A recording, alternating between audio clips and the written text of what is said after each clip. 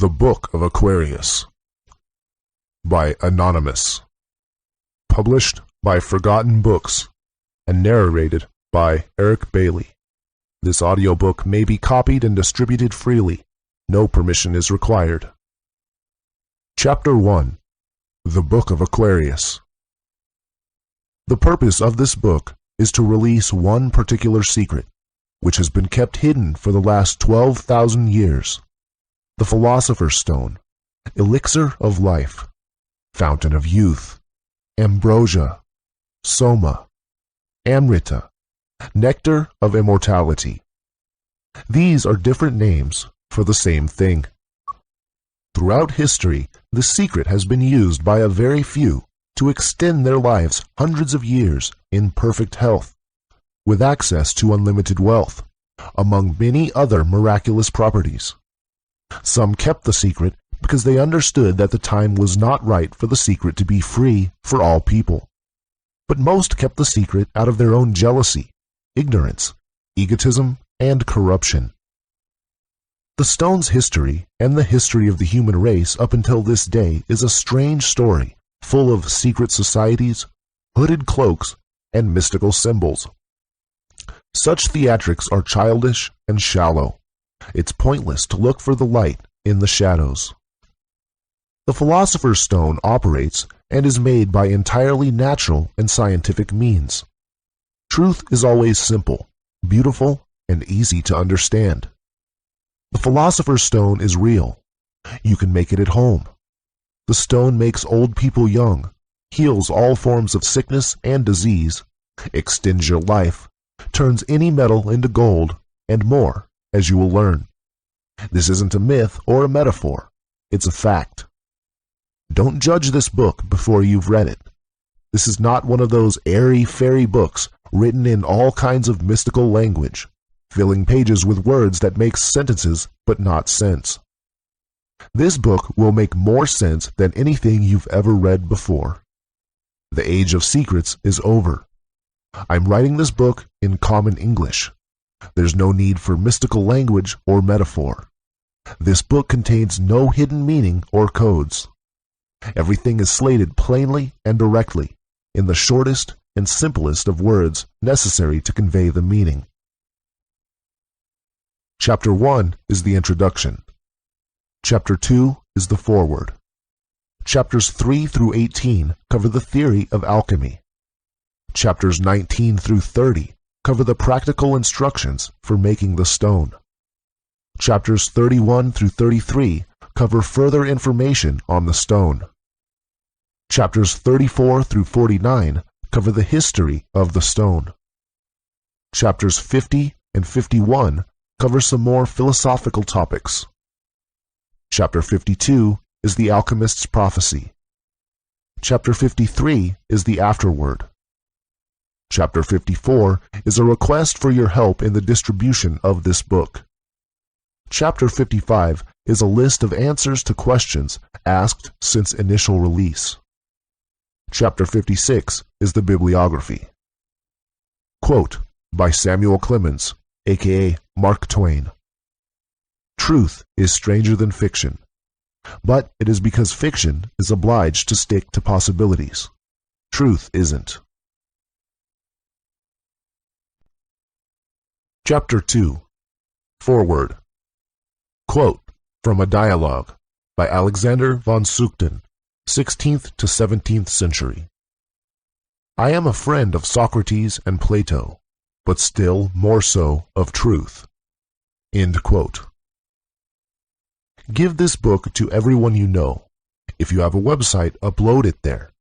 If you have a mailing list, mail it to everyone.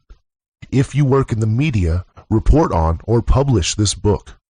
Translate it into different languages. Do everything you can to get this book to as many people as possible. You can distribute this book in any way. I am not reserving any copyright. This book is public domain and royalty-free. I advise you to print this book, as computers may not be so reliable in the future.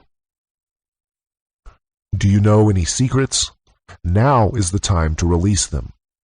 Forget any promises you made or vows you took. This is all corruption. If someone makes you promise to jump off a cliff, it doesn't mean you have to. There is no such thing as government, society, company, organization. These are just vague concepts. They are not real. They don't have feelings. People are real. Your loyalty is to people and to nature. Please do not try to find out who I, the author, am. Please do not help anyone else find out who I am. I am giving this book out freely, at great risk to myself, so please appreciate that and don't put me in danger. If you think you know who I am, don't try to contact me about it or ever mention it. Don't talk about me with other people over telephone or email. This book is full of quotes. You can look up the full text of the source of these quotes by searching for any sentence from the quote on Google.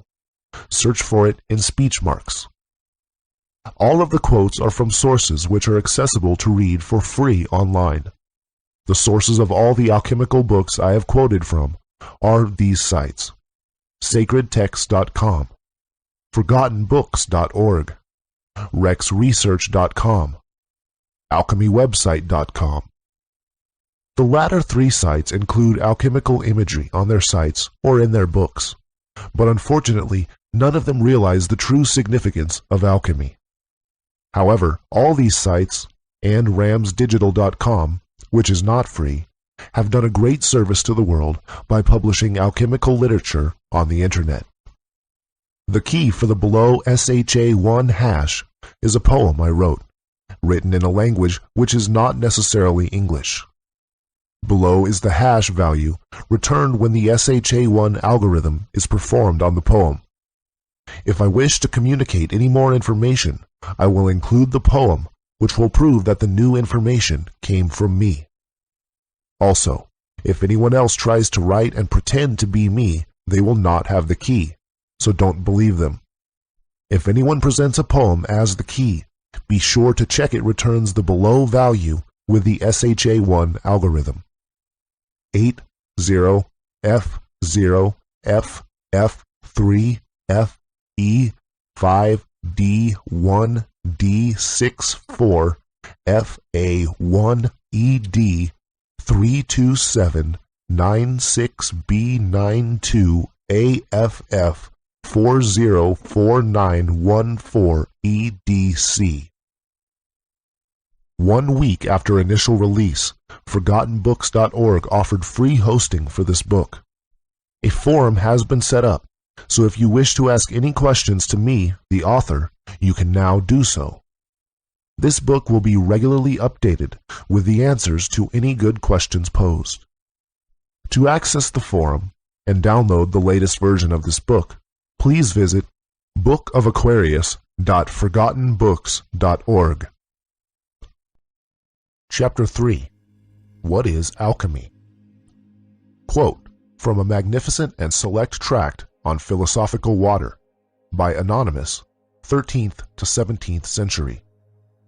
Nature enjoys its nature. Nature contains nature, improves nature, reduces nature. Nature is superior to nature. End of quote. Alchemy is the art of imitating and accelerating nature. It is a natural art and science. In alchemy, we do not really make anything. All we do is provide a condition for nature to do what nature does. So the philosopher's stone is not really made by the alchemist. It is made by nature. The alchemist only provides the conditions so that nature can operate effectively and without being disturbed. Quote from The New Chemical Light by Michael Sindavogius, 17th century. Many sages, scholars, and learned men have in all ages, and according to Hermes, even so early as the days before the flood, written much concerning the preparation of the philosopher's stone. And if their books could be understood without a knowledge of the living processes of nature, one might almost say that they are calculated to supersede the study of the real world around us. But though they never departed from the simple ways of nature, they have something to teach us, which we, in these more sophisticated times, still need to learn, because we have applied ourselves to what are regarded as the more advanced branches of knowledge, and despise the study of so simple a thing as natural generation. Hence we pay more heed to impossible things than to those objects which are broadly exhibited before our very eyes. We excel more in subtle speculations than in a sober study of nature, and of the meaning of the sages. It is one of the most remarkable features of human nature that we neglect those things which seem familiar, and are eager for new and strange information. The workman who has attained the highest degree of excellence in his art neglects it, and applies himself to something else, or else abuses his knowledge. Our longing for an increase of knowledge urges us ever onward towards some final goal, in which we imagine that we shall find full rest and satisfaction. Nature, then, is one true, simple, self-contained, created by God, and informed with a certain universal spirit. Its end and origin are God. Its unity is also found in God, because God made all things. Nature is the one source of all things, nor is anything in the world outside nature or contrary to nature. If art would produce any solid and permanent effect, it must follow in the footsteps of nature and be guided by her methods. It must trust itself to the guidance of nature as far as nature will lead, and go beyond her by still adhering to her rules. Now, in our art, you should closely imitate these natural processes. There should be the central heat, the change of the water into air, the driving upward of the air, its diffusion through the pores of the earth, its reappearance as condensed but volatilized water. Quote from The New Pearl of Great Price by Peter Bonas, 1338 AD. Nature, says Florus, is one, and if any man strays away from her guidance, he mars his labor. In changing the base metals into gold and silver by the projection of the stone, it follows, by an accelerated process, the method of nature, and therefore is natural. The fact is that, in producing gold, the art of alchemy does not pretend to imitate in the whole work of nature. It does not create metals or even develop them out of the metallic first substance. It only takes up the unfinished handiwork of nature, i.e., the imperfect metals, and completes it, transmutes metals into gold. End of quote. An alchemist then only makes the stone in the same way that you make a tree by planting the seed and leaving it for a few years. Once the seed is set, if the conditions are right, then it just grows by itself, in accordance with nature. Quote from The Chemist's Key by Henry Nollius, 1617 AD. For as men, corn and herbs are, every one of them, generated and born out of their own specific seed, so or in the same manner is the true medicine of the ancients, than which there cannot be a better, generated and prepared out of the most perfect bodies and essence. Everything generated or begotten is generated and born of his own specific seed, one, and in his proper, two, matrix. Quote from The Root of the World by Roger Bacon, 13th century. There is no true generation, but of things agreeing in nature, so that things be not made but according to their natures. The elder or oak trees will not bring forth pears, nor can you gather grapes of thorns, or figs of thistles. Things bring not forth, but only their like, or what agrees with the in nature, each tree its own fruit. Thus the wise man does that by art in a short time, which nature cannot perform in less than the revolution of 1,000 years. Yet notwithstanding, it is not we that make the metal, but nature herself that does it.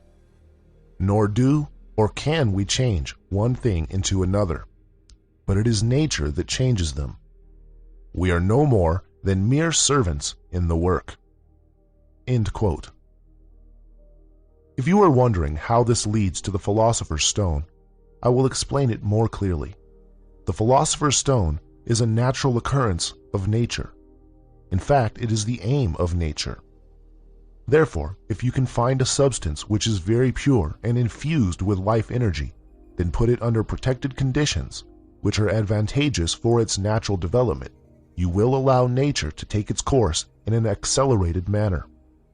When this is complete, nature will have made for you the Philosopher's Stone. It's very simple and entirely natural, which is the biggest part of the secret. I will explain again in another way. The Philosopher's Stone is the name of the thing that you get when nature has finished doing what it does all day long. The Earth and the entire universe is going through this process. If, however, you find a substance already quite well matured by nature, clean it up, then put it into a closed system or microcosm, nature will finish this thing long before it finishes everything else. So, you get the result of nature earlier and can enjoy all its wonderful properties while the rest of the world is still in shit. Quote, from The Glory of the World, or Table of Paradise, by Anonymous, 1526 AD. The chemical development of our substance is internal and caused by the operation of nature. Our wise teacher Plato says, every husbandman who sows good seed first chooses a fertile field, plows and manures it well, and weeds it of all tares. He also takes care that his own grain is free from every foreign admixture.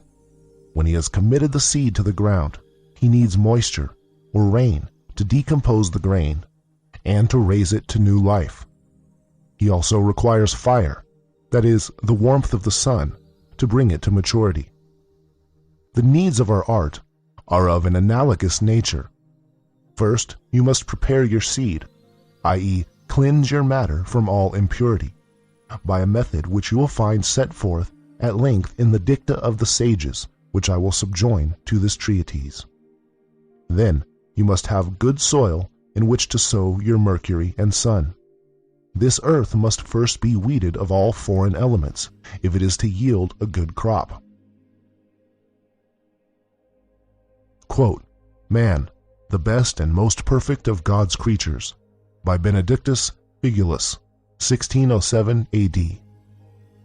For of this composition, combining as it does the virtues of all things, there may truly be said that in one drop the whole world is present. Quote, Book of the Chemical Art, by Marsilius Ficinus, 15th century. Besides, the science of the stone is so sublime and magnificent that therein almost all nature and the whole universe of beings is beheld, as in a certain clear-looking glass. For it is like a lesser world. God wrought out his compacted being of the world by certain harmony and musical proportion allied to one another. That which are in the superior world are in the inferior also, but in a terrestrial manner. That which likeness are in the inferiors may also be seen in the superiors, in a celestial manner indeed, and according to the cause. Some philosophers have compared the work of the stone to the creation of the world, likewise to the generation of man and to his naturalness. Quote, from an anonymous treatise concerning the Philosopher's Stone, by Anonymous, 12th to 17th century. The inspired apostle, St. Peter, tells us that the earth and its work shall consume therein, and a new world shall be born, beautiful and good, as is described in the Apocalypse.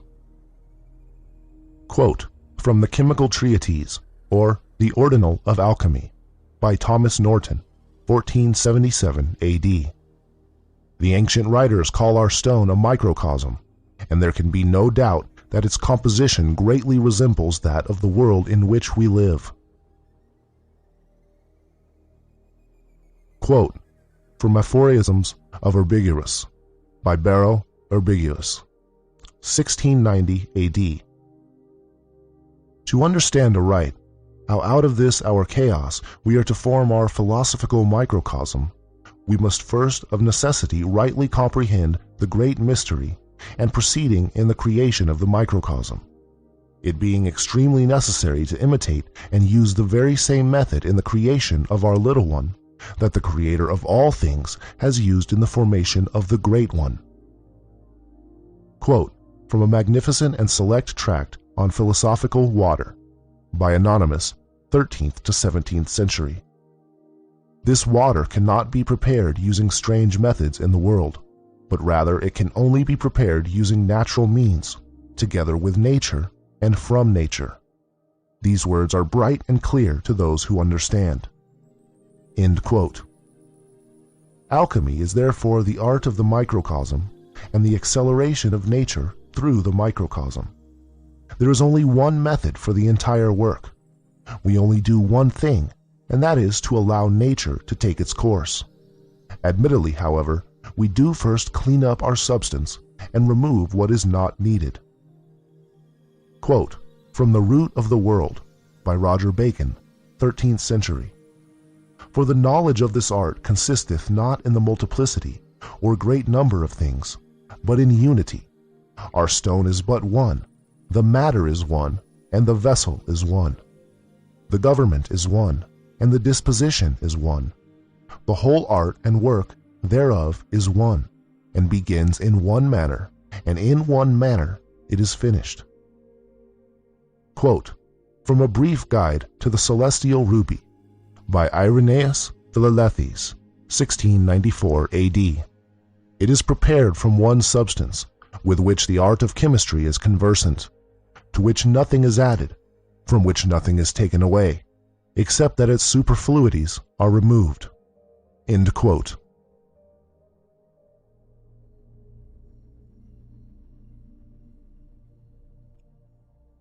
Chapter 4. How does it work? The Philosopher's Stone is energy, concentrated and purified to a massively high degree. This is the same energy that you are taking in when you breathe and when you eat and drink. It is the energy that powers all forms of life. And so I will call it life energy, since I have to call it something, and life energy is self-explanatory. I think most of us already have a feeling that there is some kind of life energy we obtain from our food, drink, and air. We all know that eating fruit is better than taking vitamins. We know that there is something in the juice of the fruit. We know that raw vegetables are better than cooked vegetables. We know that cooking food destroys the goodness in it. We eat other life forms, and we know that the more alive or fresh our food is, the better it is for us.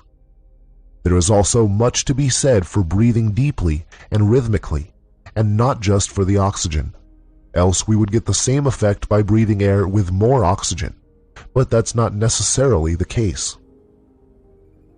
Quote from On the Gold Medicine and on the Yellow and the White by Ko Hung, 4th century, Chinese.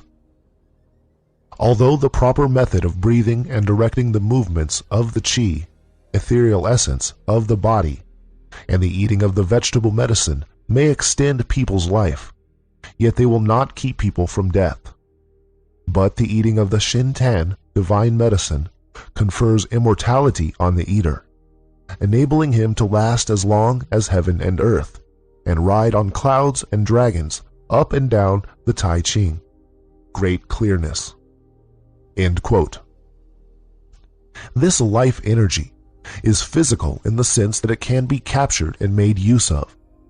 You could say that this life energy is the smallest particle of which all other particles are made. Or you could say that everything is made of energy, and this is that energy in a raw and undetermined form, not yet formed into an element, which is probably closer to the truth. Quote from Shi Hing Ling, disciple of Chang Pao Tuong, and Sai Tung Kuang, disciple of Shai Sling Ling, 11th to 13th century, Chinese. Things in the universe are all produced from the single qi, ethereal essence, which embodies both the will of the clear sky and the will of the clouded earth. When bamboo ware is broken, bamboo is needed for repairing. When a man's energy wears out, lead is required for re-strengthening. Think the matter over. The medicine may be found directly in front of your eyes. The trouble is that the common people cannot perceive it.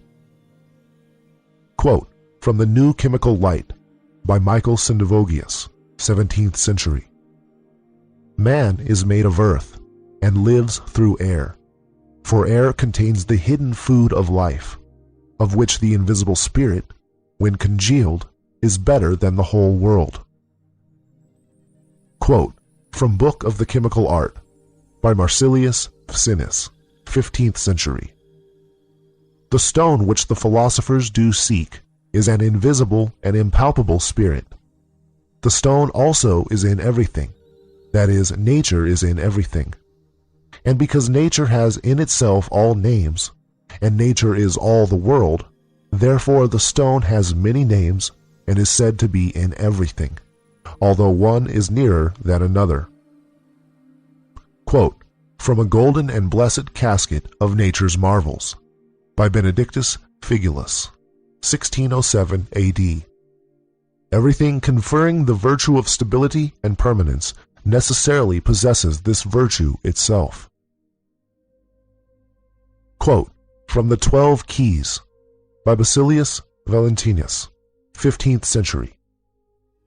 Thus the power of growth that I speak of is imparted not by the earth, but by the life-giving spirit that is in it. If the earth were deserted by the spirit, it would be dead, and no longer able to afford nourishment to anything. Know then, gentle reader, that life is the only true spirit. End quote. Chapter 5. The Powers of the Stone. I will here explain a few of the many possible uses of the philosopher's stone. The possibilities for its use are vast and beyond the imagination of a regular person. However, I will outline the traditional uses. There are two forms of the philosopher's stone: the white stone and the red stone. The white stone transmutes any metal into silver. The red stone is the more powerful and more well-known, and transmutes any metal into gold. Furthermore, know that the making of gold and silver were considered the least desirable effects of the stone. The effects on the body and mind have always considered to be worth so much more than the money. It is because the stone makes gold and silver that these were used as currency throughout history, not that the stone makes gold and silver because they have value. Quote from the Sophic Hydrolith, or Water Stone of the Wise, by Anonymous, 17th century. Let not him who desires this knowledge for the purpose of procuring wealth and pleasure think that he will ever attain it. Those, therefore, that desire this art as a means of procuring temporal honor, pleasure, and wealth are the most foolish of men, and they can never obtain that which they seek at so great an expense of money, time, and trouble, and which fills their hearts, their minds, and all their thoughts.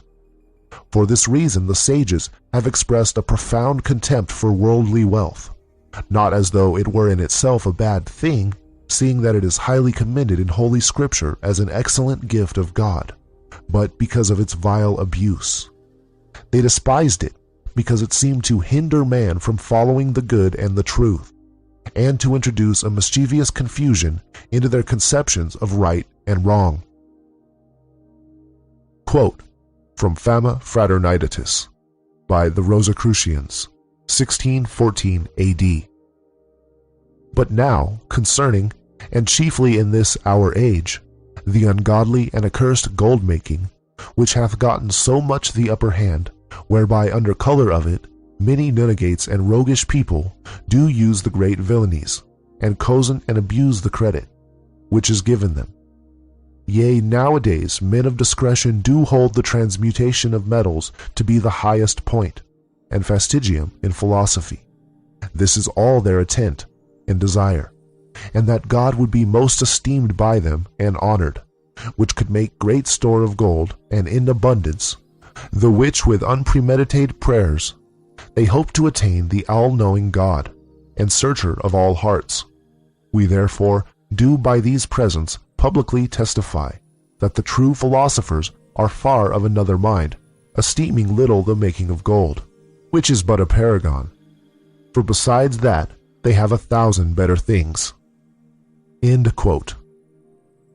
If you do not yet understand how and why the stone works, what the active principle is, then this will all sound unbelievable.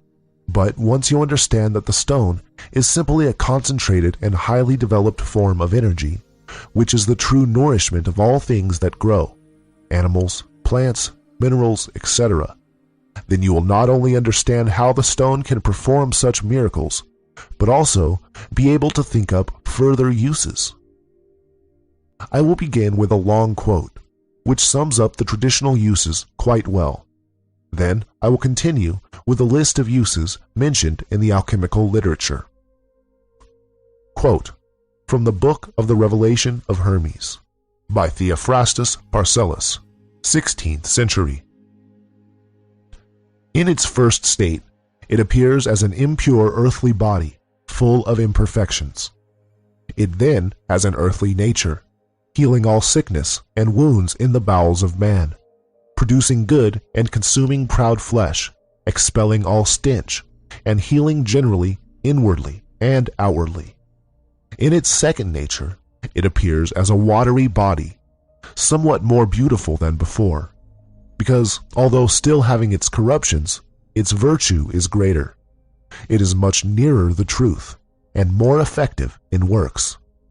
In this form, it cures cold and hot fevers, and is a specific against poisons, which it drives from the heart and lungs, healing the same when injured or wounded, purifying the blood, and, taken 3 times a day, is of great comfort in all diseases. But in its third nature, it appears as an aerial body, of an oily nature, almost freed from all imperfections, in which form it does many wondrous works, producing beauty and strength of body, and a small quantity being taken in the food, preventing melancholy and heating of the gall, increasing the quantity of the blood and seed, so that frequent bleeding becomes necessary. It expands the blood vessels, cures withered limbs, restores strength to the sight, in growing persons removes what is superfluous, and makes good defects in the limbs. In its fourth nature, it appears in a fiery form, not quite freed from all imperfections, still somewhat watery and not dried enough, wherein it has many virtues, making the old young and reviving those at the point of death. For if to such an one there be given in wine a barleycorn's weight of this fire, so that it reach the stomach, it goes to his heart, renewing him at once, driving away all previous moisture and poison, and restoring the natural heat of the liver. Given in small doses to old people, it removes the diseases of age, giving the old young hearts and bodies. Hence it is called the elixir of life. In its fifth and last nature, it appears in a glorified and illuminated form, without defects, shining like gold and silver, wherein it possesses all previous powers and virtues in a higher and more wondrous degree. Here, its natural works are taken for miracles.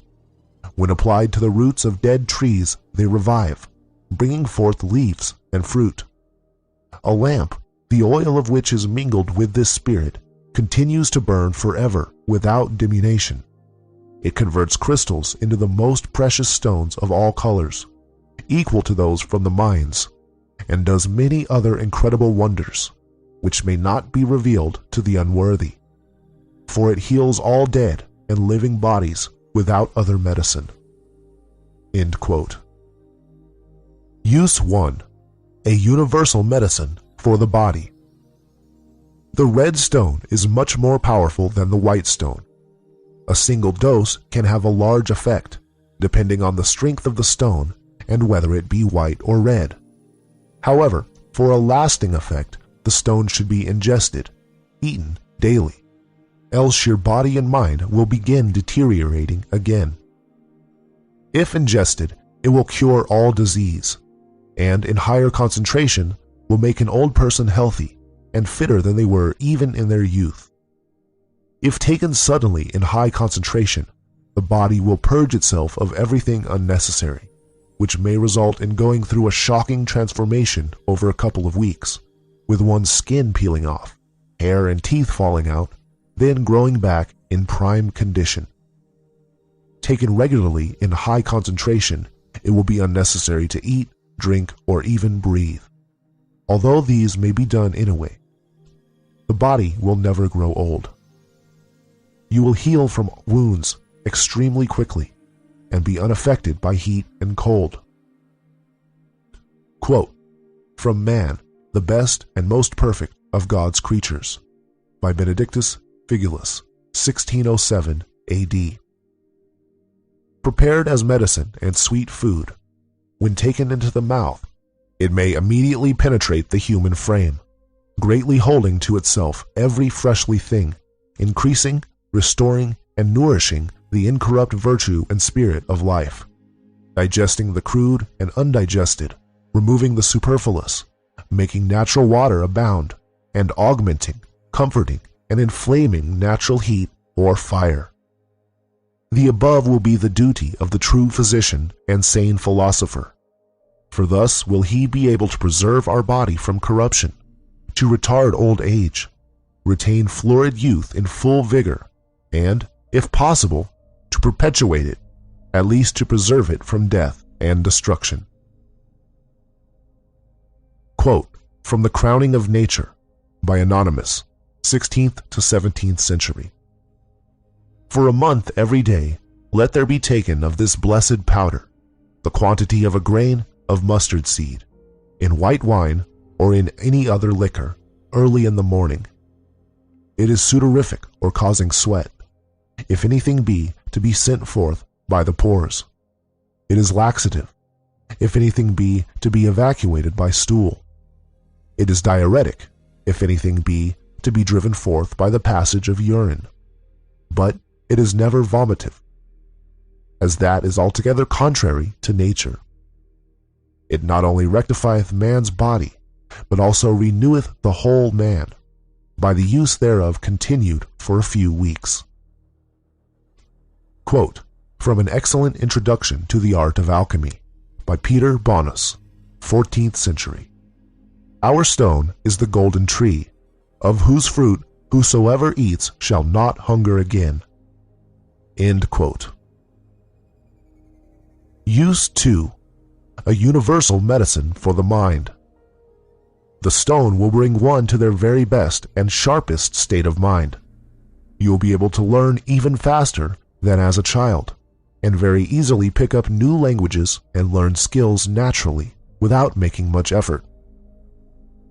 Arguably, the best quality of all is that the stone will release one from sadness, depression, and suffering, therefore also making one kind and caring towards others. Quote, from The New Pearl of Great Price, by Peter Bonus, 1338 AD. Our art frees not only the body, but also the soul from the snares of servitude and bondage. It ennobles the rich, and comfort and relieves the poor. Indeed, it may be said to supply every human want, and to provide a remedy for every form of suffering.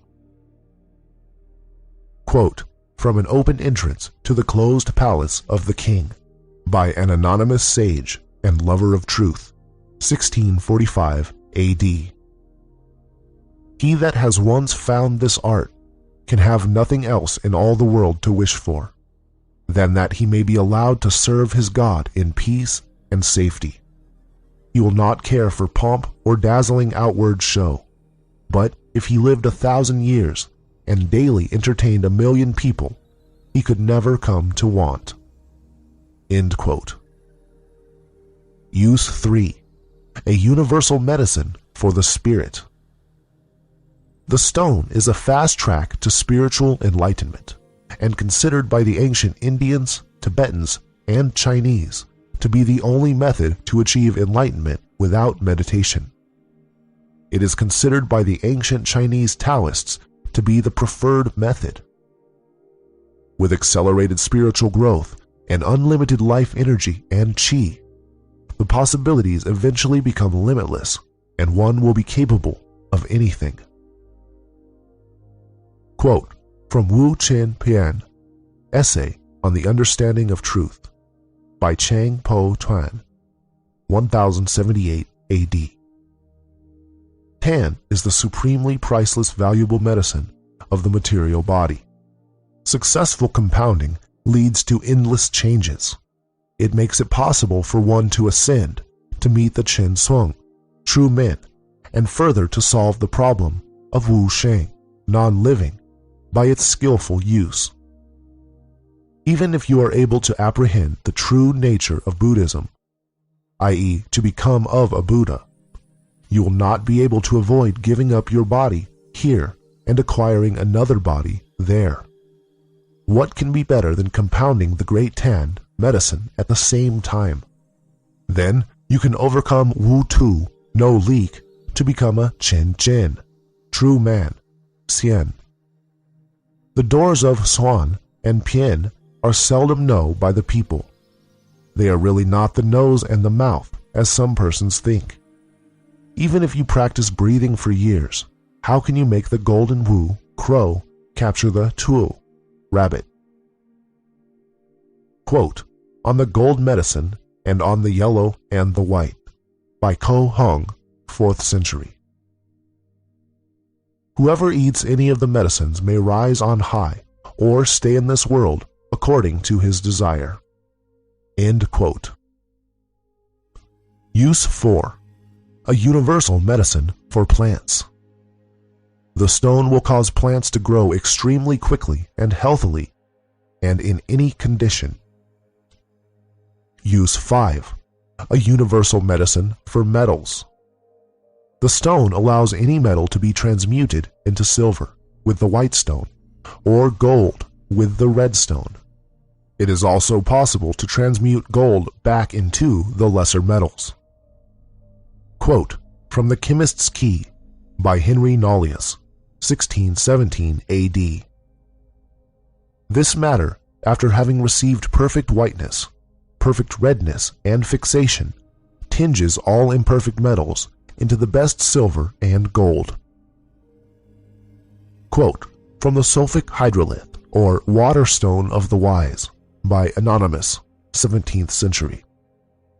The purer the metals are, and the greater their affinity to our substance, the more easily are they received by the tincture, and the more perfect and rapid is the process of regeneration. For the transformation consists in all that is impure and unsuitable being purged off and rejected like dross. In the same manner, flawed stones can be transmuted into precious diamonds, and common crystal can be so tinged to become equal to the most precious stones. Moreover, many other things may be done with the tincture which must not be revealed to the wicked world. These virtues of the stone, and others of a like kind, are looked upon as the least important by the sages, and by all Christians on whom God has bestowed this most precious gift.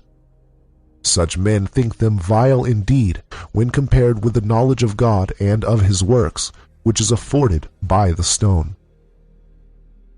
Quote from The New Pearl of Great Price, by Peter Bonus, 1338 AD. He, Raymond, was also the first to discover the method of evolving precious stones out of the metallic principles. Nay, he was able not only to change lead into gold, but he transmuted gold into lead, and thus turned back the course of nature. Quote from A Golden and Blessed Casket of Nature's Marvels, by Benedictus Figulus, 1607 AD.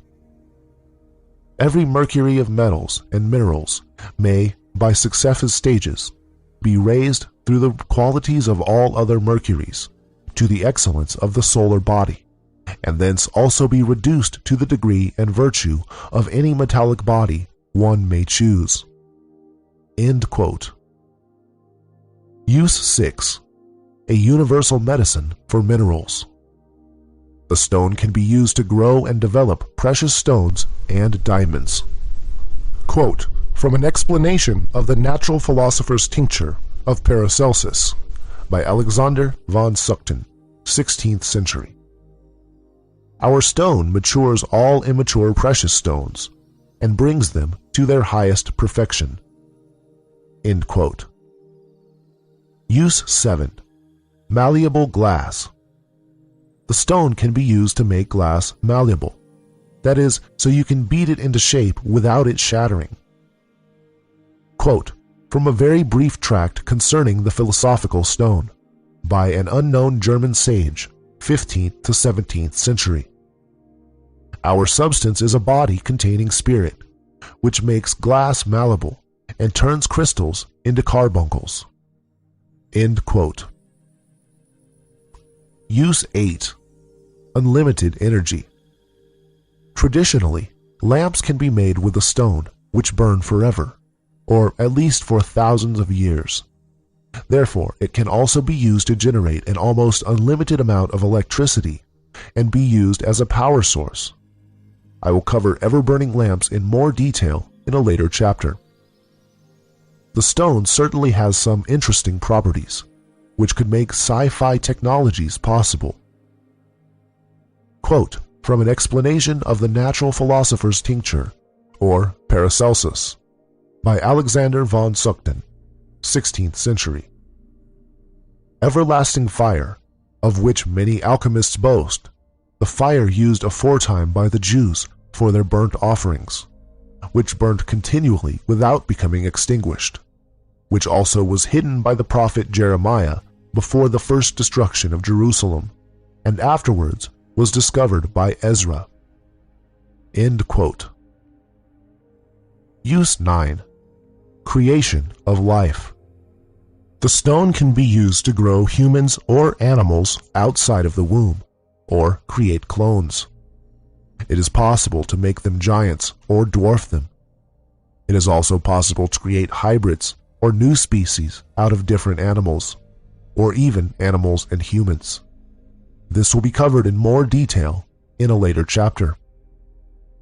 Quote from The New Atlantis, by Francis Bacon, 1627 AD, wherein we find many strange effects, as continuing life in them, though diverse parts, which you account vital, be perished and taken forth, resuscitating of some that seem dead in appearance, and the like. We try also all poisons, and other medicines upon them, as well of chirurgy, as physic. By art likewise we make them greater or smaller than their kind is, and contrariwise dwarf them and stay their growth. We make them more fruitful and bearing than their kind is, and contrariwise barren and not generative. Also, we make them differ in color, shape, activity, many ways. We find means to make commixtures and copulations of diverse kinds, which have produced many new kinds, and them not barren, as the general opinion is. End quote. Chapter 6.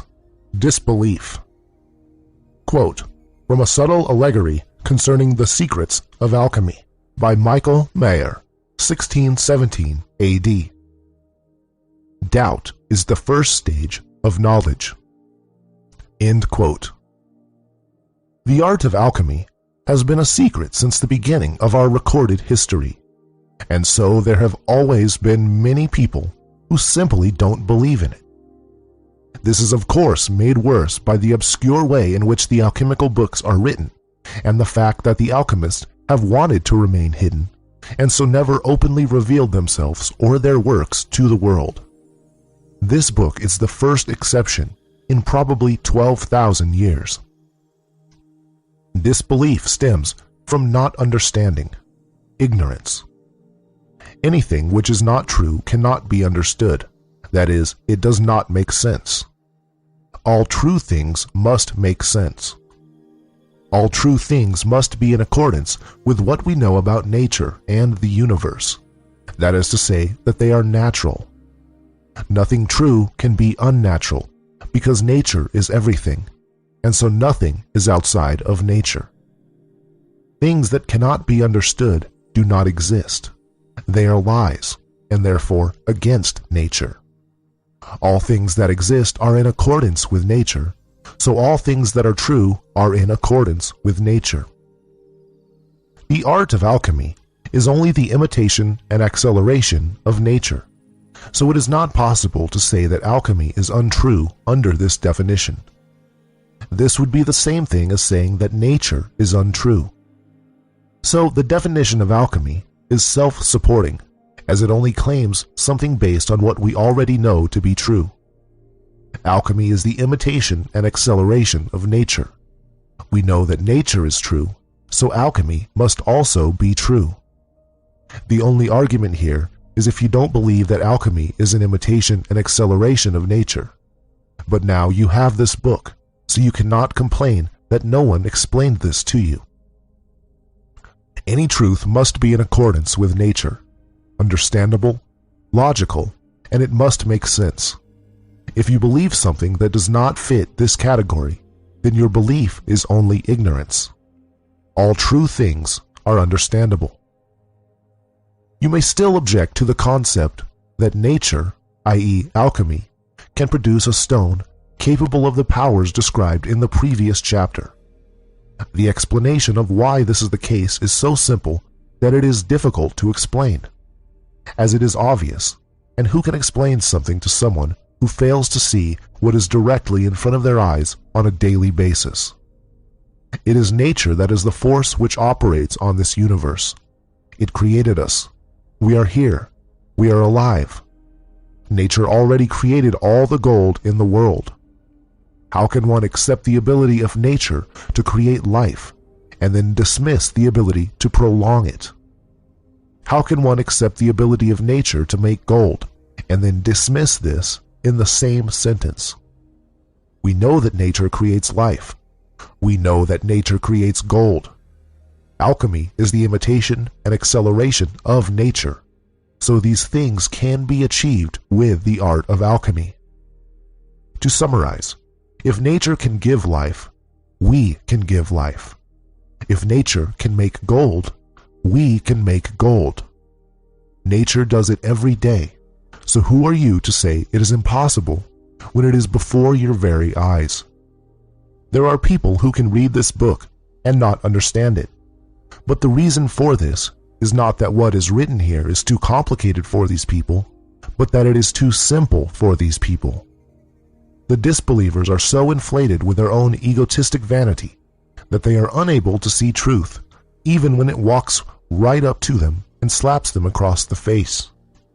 These are the same people who walk around claiming to understand quantum theory, string theory, etc., even when the inventors of those theories claimed not to fully understand it themselves.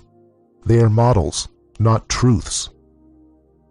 The only argument against alchemy is therefore ignorance. But whatever you believe, it doesn't change the truth. Quote from The New Pearl of Great Price by Peter Bonus, 1338 AD. Both among ancients and moderns, the question whether alchemy be a real art or a mere imposture has exercised many heads and pens. In the case of a science which is familiarly known to a great body of learned men, the mere fact that they all believe in it supersedes the necessity of proof. But this rule does not apply to the art of alchemy, whose pretensions, therefore, need to be carefully and jealously sifted. The arguments which make against the justice of those claims must be fairly stated, and it will be for the professors of the art to turn back the edge of all adverse reasoning. Every ordinary art, as we learn in the second book of the Physics, is either dispositive of substance or productive of form, or it teaches the use of something. Our art, however, does not belong to any one of these categories. It may be described indeed as both dispositive and productive, but it does not teach the use of anything. It truly instructs us how to know the one substance exclusively designed by nature for a certain purpose, and it also acquaints us with the natural method of treating and manipulating this substance, a knowledge which may be either practically or speculatively present in the mind of the master. There are other crafts which are not artificial, but natural, such as the arts of medicine, of horticulture, and glass blowing. They are arts insofar as they require an operator, but they are natural insofar as they are based upon facts of nature. Such is the art of alchemy. Some arts systemize the creations of the human mind, as, for instance, those of grammar, logic, and rhetoric. But alchemy does not belong to this class. Yet alchemy resembles other arts in the following respect: that its practice must be preceded by theory and investigation, for before we can know how to do a thing, we must understand all the conditions and circumstances under which it is produced. If we rightly apprehend the cause or causes of a thing, for there often is a multiplicity or complication of causes, we also know how to produce that thing. But it must further be considered that no one can claim to be heard in regard to the truth or falsity of this art who does not clearly understand the matter at issue, and we may lay it down as a rule that those who set up as judges of this question without a clear insight into the conditions of the controversy should be regarded as persons who are talking wildly and at random. Aristotle, in the Dialectics, says that every master has a right to speak authoritatively with reference to his own art. According to this rule, it is the sages, and the sages only, that ought to be consulted with reference to the truth of alchemy. No man in his senses would deny the truth of alchemy for the very insufficient reason that he himself is ignorant of it. Such a person would be content with the authority of weighty names like Hermes, Hippocrates, and numerous others. There are many reasons why the master conceal this art, but if anyone denies its existence on the ground that he is ignorant of it, he is like someone who has been shut up all his life in a certain house, and therefore denies that the world exists beyond the four walls of his habitation. There is not really any need to advance any arguments to establish the actuality of our art, for the art itself is the best proof of its own existence, and being securely lodged in the stronghold of knowledge, we might safely despise the contradiction of the ignorant. In all operative sciences, as Aristotle sets forth, the truth of a proposition ought to be sown, not by logical argument, but by ocular demonstration. The appeal should not be to the intellect, but to the senses. For particulars belong to the domain of sense, while universals belong to the domain of reason. If we are unable to convey to anyone on ocular proof of our art, this fact must not be regarded as casting a slur on our veracity. The difficulty of our task is enhanced by the circumstance that we have to speak of our art to the ignorant and scornful, and are thus in the position of a painter who should attempt to explain nice shades and differences of color to the colorblind, or of a musician who should discourse sweet harmony to the deaf. Every one, says Aristotle, is able to form a correct opinion only of those things which are familiarly and accurately known to him. But he who denies the snow is white cannot have any eyes in his head. How can anyone discover the truth in regard to any science if he lacks the sense to distinguish the special province of matter, or the material relations with which that science deals? Such people need to exercise faith, even to become aware of the existence of our art. Pythagoras, in the Turba Philosophorum, says that those who are acquainted with the elements will not be numbered among deniers. A doctor who desires to prove that a certain medicine will produce a certain effect in a diseased condition of the human body must substantiate his position by practical experiment. For instance, someone suffers from a superabundance of red color in the veins of the stomach and liver, and I say that the cure is an evacuation after digestion. If I wish to discover what medicine would produce this effect, I would say everything that, after digestion, produces an evacuation of bile will heal the patient. Now, I know that rhubarb or scammania will produce this effect. Therefore, rhubarb or scammania will be the right remedy to choose. Nevertheless, the truth of my assertion could be satisfactorily proven only by means of a practical experiment. In all these matters, as Hammock says, nothing short of seeing a thing will help you to know it.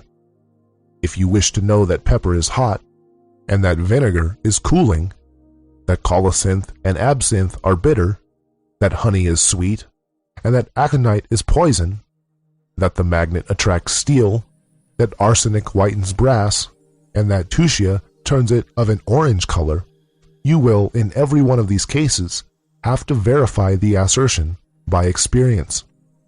It is the same in geometry, astronomy, music, perspective, and other sciences with a practical scope and aim. A like rule applies with double force to alchemy, which undertakes to transmute the base metals into gold and silver. Whatsoever has the power to transmute imperfect and complete metals has the power to make gold and silver. Now, this quality is possessed by the stone which the philosophers make known to us. It is plain that there are but two perfect metals, namely gold and silver, just as there are but two perfect luminaries, namely sun and moon. The other metals are imperfect and incomplete, and whosoever adduces them to perfection, the same also converts them into gold and silver. The truth and justice of this claim, like all other propositions of a practical nature, has to be demonstrated by a practical experiment, and in no other way can it be satisfactorily shown. But such a practical demonstration would, on the other hand, once for all, put an end to the controversy, and convincingly demonstrate to every well-regulated mind the truth of the art by which it is accomplished. Find our art, says Galen, and you will have proved its reality, which is performed not by the first principles of the art, but by its operations. It is absurd to prove the existence of nature, or to argue the possibility of what is known.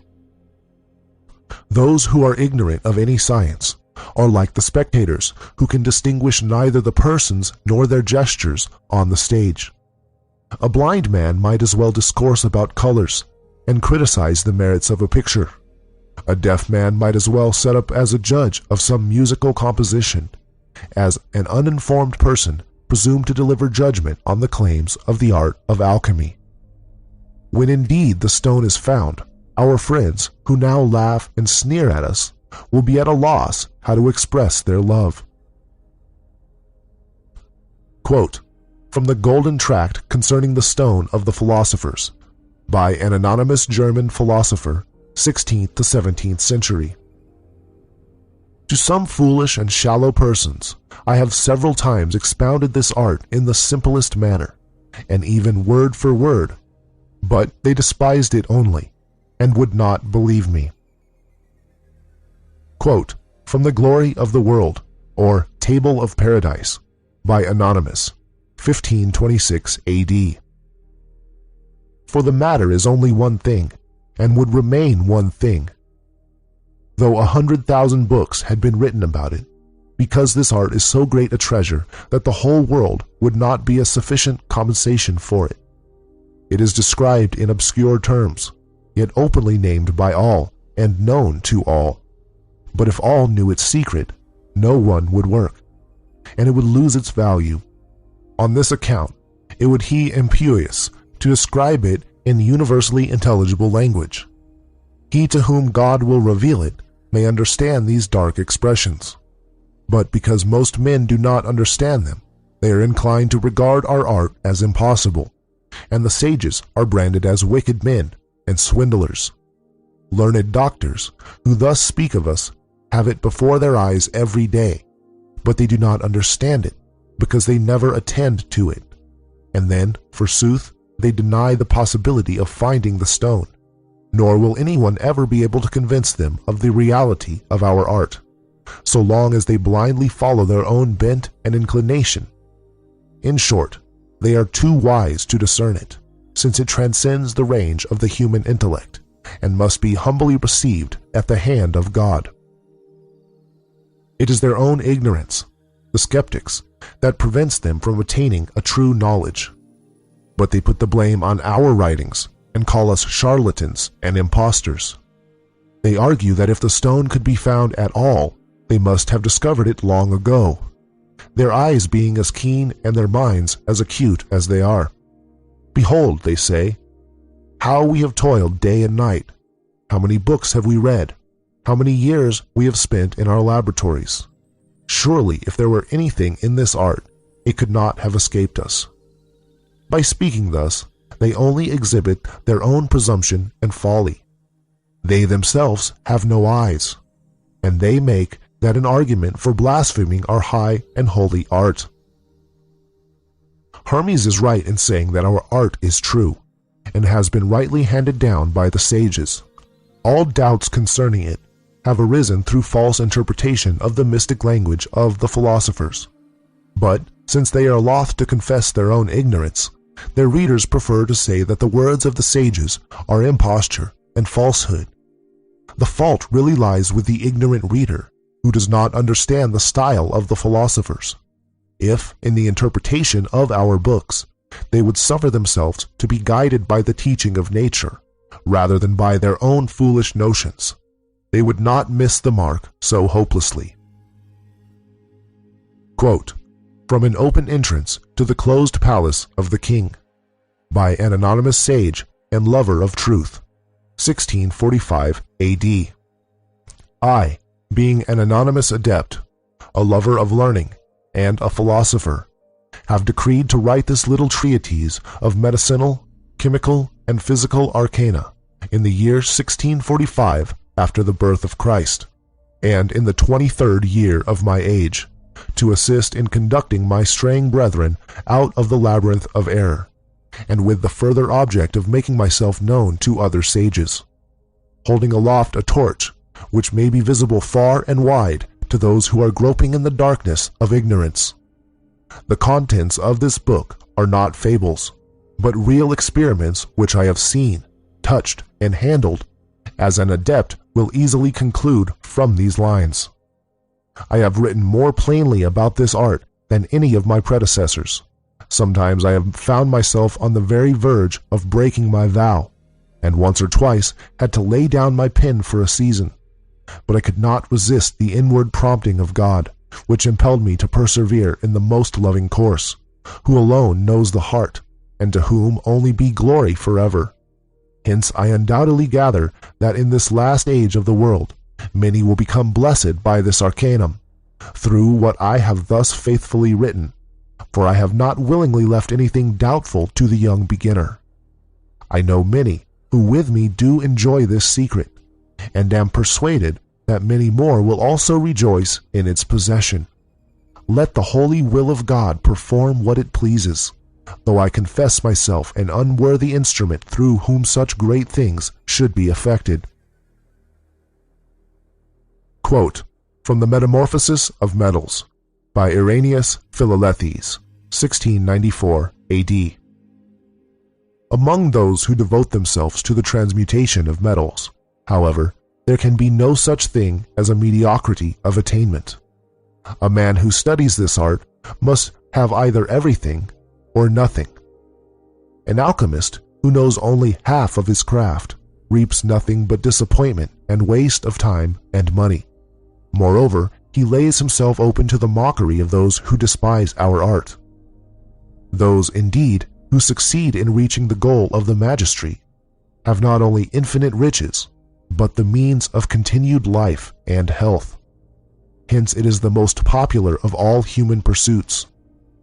Anyone who has read a few receipts claims the title of a sage, and conceives the most extravagant hopes, and, in order to give themselves the appearance of a very wise man indeed, such persons immediately set themselves to construct furnaces, fill their laboratories with stills and alembics, and approach the world with a wonderful appearance of profundity.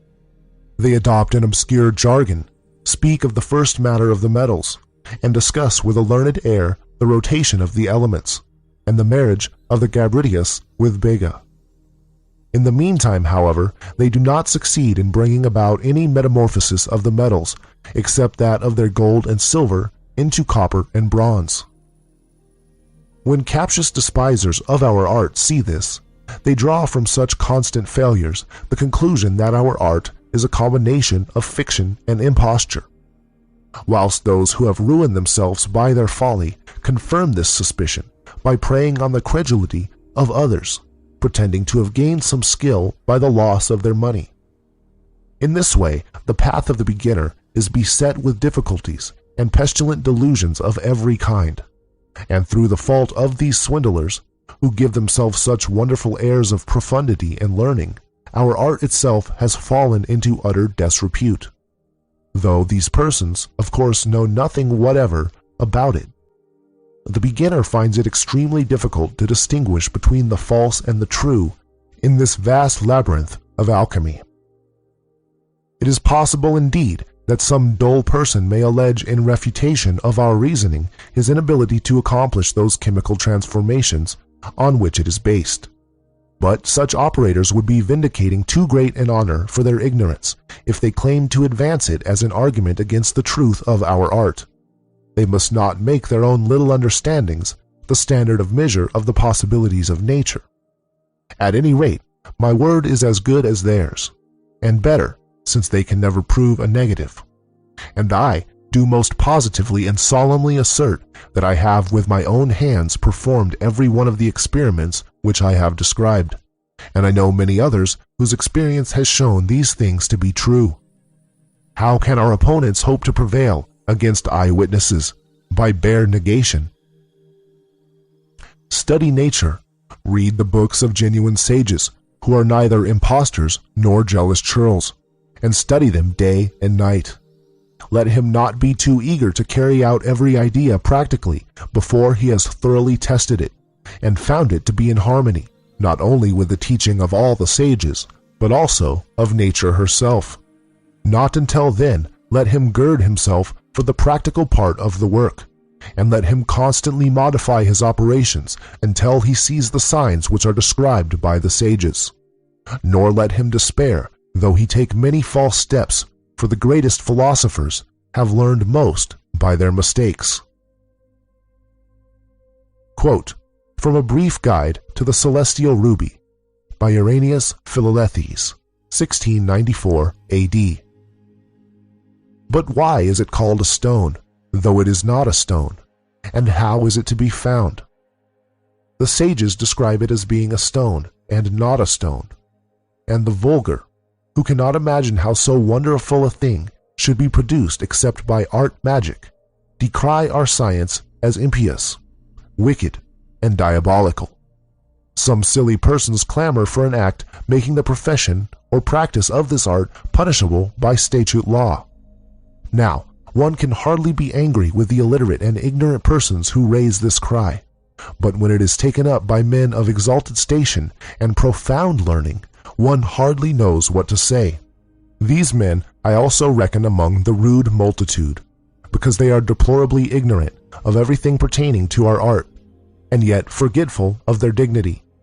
They join in the hue and cry against it, like so many cowardly village curs.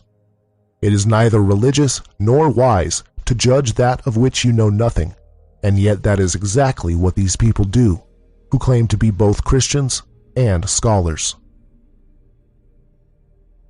Quote from A Subtle Allegory Concerning the Secrets of Alchemy by Michael Mayer, 1617 A.D. After spending the best part of my life in the study of the liberal arts and sciences, and in the company of wise men and judicious scholars, I was compelled, as a result of my observation of mankind, to arrive at the melancholy conclusion that the hearts of most persons are set either on ambitious and vainglorious projects, on sensual pleasures, or on the accumulation of wealth by all and any means, and that few care either for God or for virtue. At first I did not quite know whether to become a disciple of the laughing or of the weeping philosopher, or whether to join in the exclamation of the wise Prince of Israel, "All things are vanity." But at length the Bible and experience taught me to take refuge in the study of the hidden secrets of nature, whether pursued at home by means of books or abroad in the great volume of the world. Now, the more I drank of the mighty fount of knowledge, the more painfully my thirst, like that of Tantalus, seemed to increase. I had heard that there was a bird called Phoenix, and only one of its kind in the whole world, whose feathers and flesh constitute the great and glorious medicine for all passion, pain, and sorrow, which also Helena, after her return from Troy, had presented in the form of a draught to Telemachus, who thereupon had forgotten all his sorrows and troubles. This bird I could not indeed hope to obtain entire, but I was seized with an irresistible longing to become possessed of at least one of its smallest feathers, and for this unspeakable privilege I was prepared to spend all my substance, to travel far and wide, and to endure every hardship. There was, of course, much to discourage me.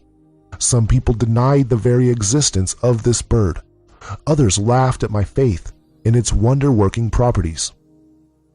But most of those whom I met laughed at my quest, and said that, like Narcissus, I had fallen in love with the shadow of my own mind, the echo of my vain and ambitious thoughts, which had no substantial existence apart from my own folly.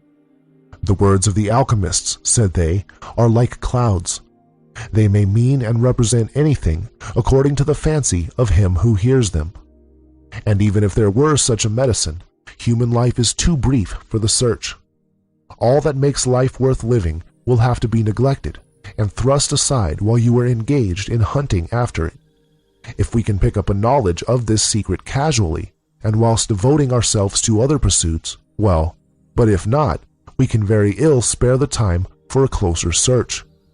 These objections, at least the latter half of them, I met as follows. The quest of this medicine demands the whole powers of a man's body and mind. He who engages in it only casually cannot hope to penetrate even the outward rind of knowledge. The object of our search is a profound secret, and a man who is not prepared to give himself wholly to this inquiry had much better abstain from it altogether. Quote, from The New Chemical Light by Michael Sendivogius, 17th century. I have, in the course of my life, met with a good many who fancied that they had a perfect understanding of the writings of the sages. But their subtle style of interpretation was in glaring contrast with the simplicity of nature, and they laughed at what they were pleased to call the rustic crudeness of my remarks. I have also frequently attempted to explain our art to others by word of mouth, but though they called themselves sages, they would not believe that there is such water in our sea, and attributed my remarks to temporary insanity. Quote, from the Book of the Chemical Art by Marsilius Ficinus, 15th century. And because the philosophers had so obscurely set forth this science in strange involvings of words and shadows of figures, the stone of the philosophers was doubted by a very many men. Tell me by the immortal God, what is more unjust for men to hate what they are ignorant of? And then if the thing do deserve hatred, what is of all things more shallow? What more abject? Or what greater madness and potage is there than to condemn that science in which you have concerned yourself just nothing at? Who hast never learned either nature or the majesty of nature, or the property or the occult operations of metals? The chancellor also babbles and croaks, and the pettifoggers of the law, the greatest haters of philosophy, who with the hammer of a venal tongue coin themselves money out of the tears of the miserable, who, shipping over the most sacred of laws, have by the intricacies of their expositions persecuted all the world with their frauds. But why do I go after jeers and satyrs? Let these crabbed fellows and their followers remain perpetually in their opinion, who know nothing. Which is honest, which is pleasant, which is delightful, which lastly is anything elevated above a vulgar doctrine, and who have attained at nothing glorious and famous, but perhaps at some plebeian business from the black sons of Cadamus. But to which purpose are these? I have made the choice of this stone of the philosophers familiar to me, and I very often call it the only Minerva, and the greatest pearl of all occult philosophy, or of magic, not indeed of the superstitious, but of the natural. Yet it seems in the opinion of the unlearned to degenerate far from a better study, which is decreed and ordained by the divine will. Quote from Golden Calf by John Frederick Helvetius, 17th century. Permit me to transcribe a passage from the works of Helmontius, Arbor Vitae, folio 630. I cannot but believe that there is such a thing as a gold and silver making stone. At the same time, I cannot shut my eyes to the fact that hundreds of painstaking alchemists are daily being led astray by impostors or ignorant professors of the spagyric art. For this reason, I shall not be astonished if, immediately upon perusing my book, multitudes of these deluded victims start up and contradict the assertion which I have made in regard to the truth of this art. One of these gentry denounces alchemy as a work of the devil. Another describes it as sheer nonsense and humbug. A third admits the possibility of transmuting metals into gold, but maintains that the whole process costs more money than it's worth. But I do not wonder at these opinions. It is a hackneyed strain of human nature that we gape at these things whose purpose we do not understand, but we investigate things pleasurable to know. The sages should therefore remember the words of Seneca, De Moribus. You are not yet blessed if the multitude does not laugh at you, but I do not care whether they believe or contradict my teaching about the transmutation of metals. I rest calmly satisfied in the knowledge that I have seen it with my own eyes and performed it with my own hands. Even in our degenerate age, these wonders are still possible.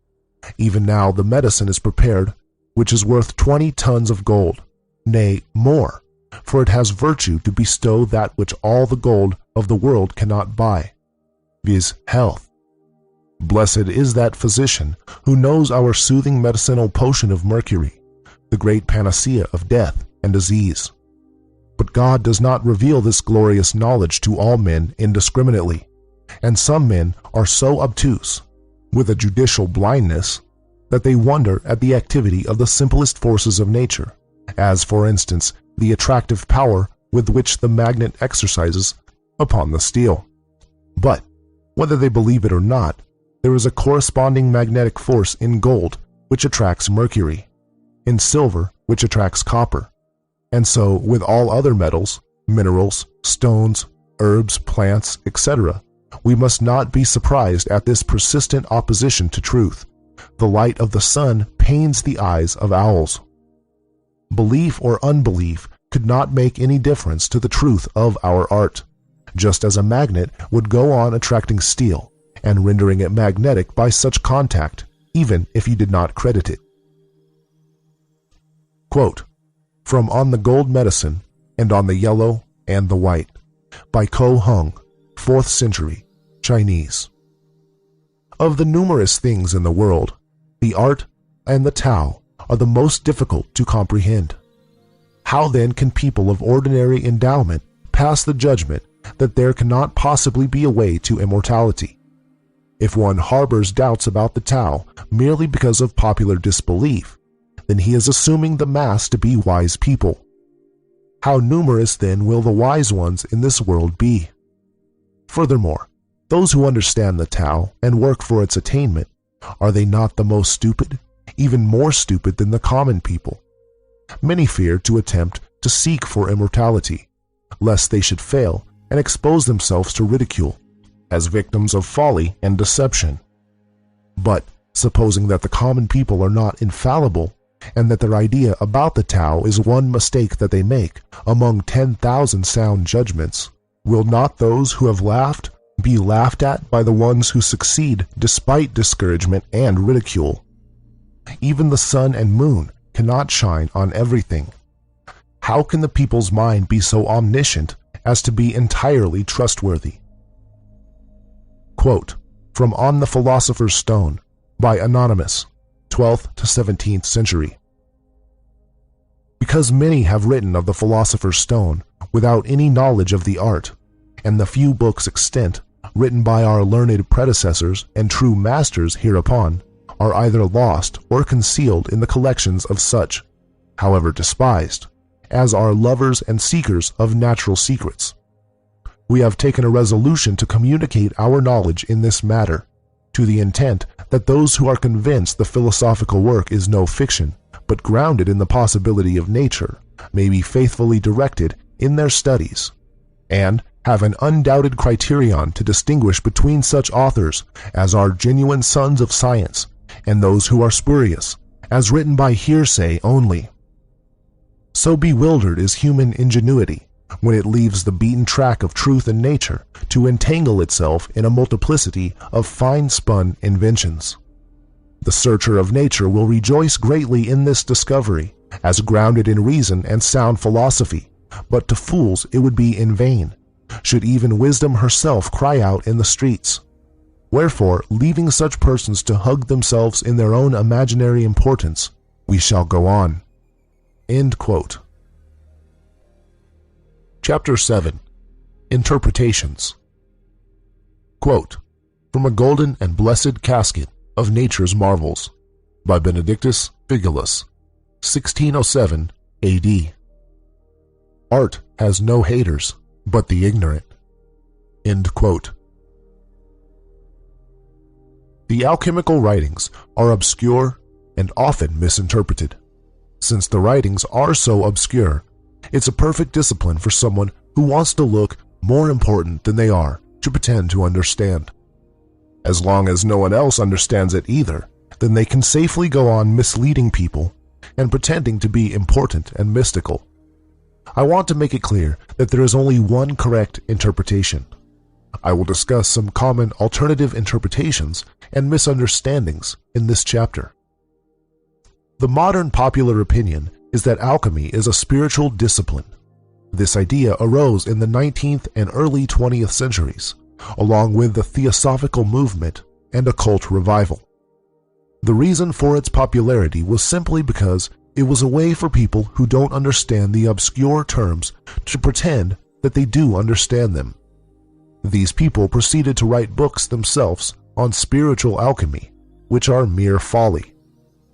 Quote, from On the Edge of the Future by Jeffrey John Kripal and Glenn W. Schuck, 2005. The spiritual interpretation of alchemy that was made famous by Jung in fact reflects religious convictions typical of 19th century occultism and is not supported by the antique and medieval alchemical sources. End quote. Spiritual alchemy only became believable when the Philosopher's Stone was no longer believed in. Prior to the 19th century, no single person ever wrote anything about alchemy being spiritual. This only started when alchemy fell into disrepute. It was clear to many self-styled philosophers in the 19th century that alchemy had been praised and studied by so many great minds throughout history. The only way to explain this was to 1.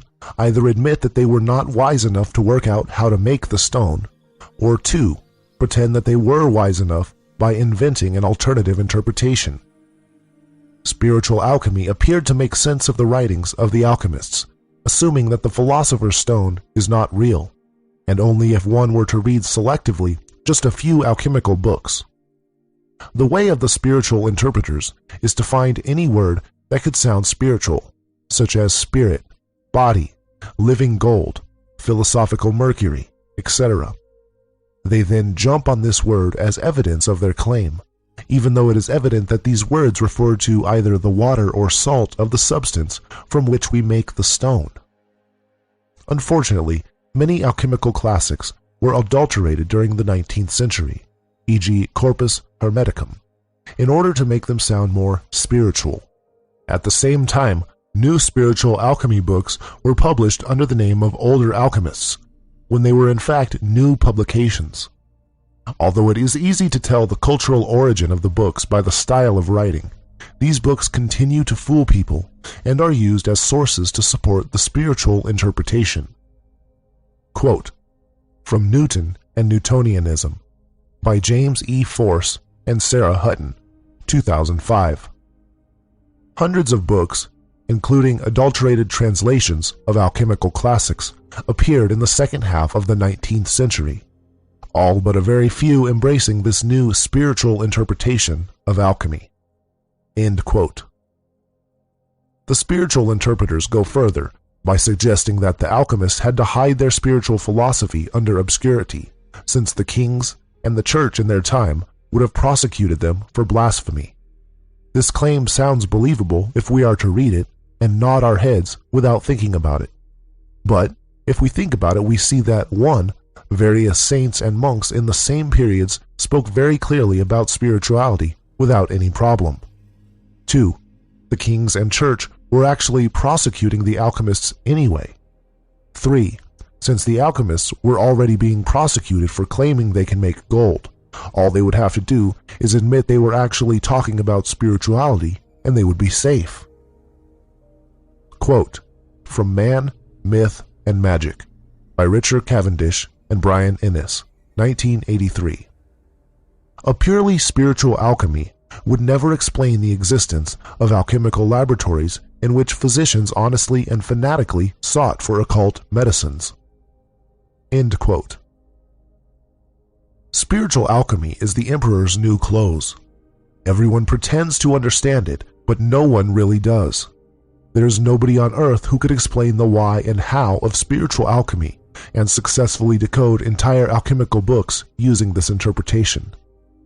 This is why the idea has stuck, simply because no one understands it, and so there is no argument against those who believe it, as how can you argue against someone who blindly believes something with no evidence?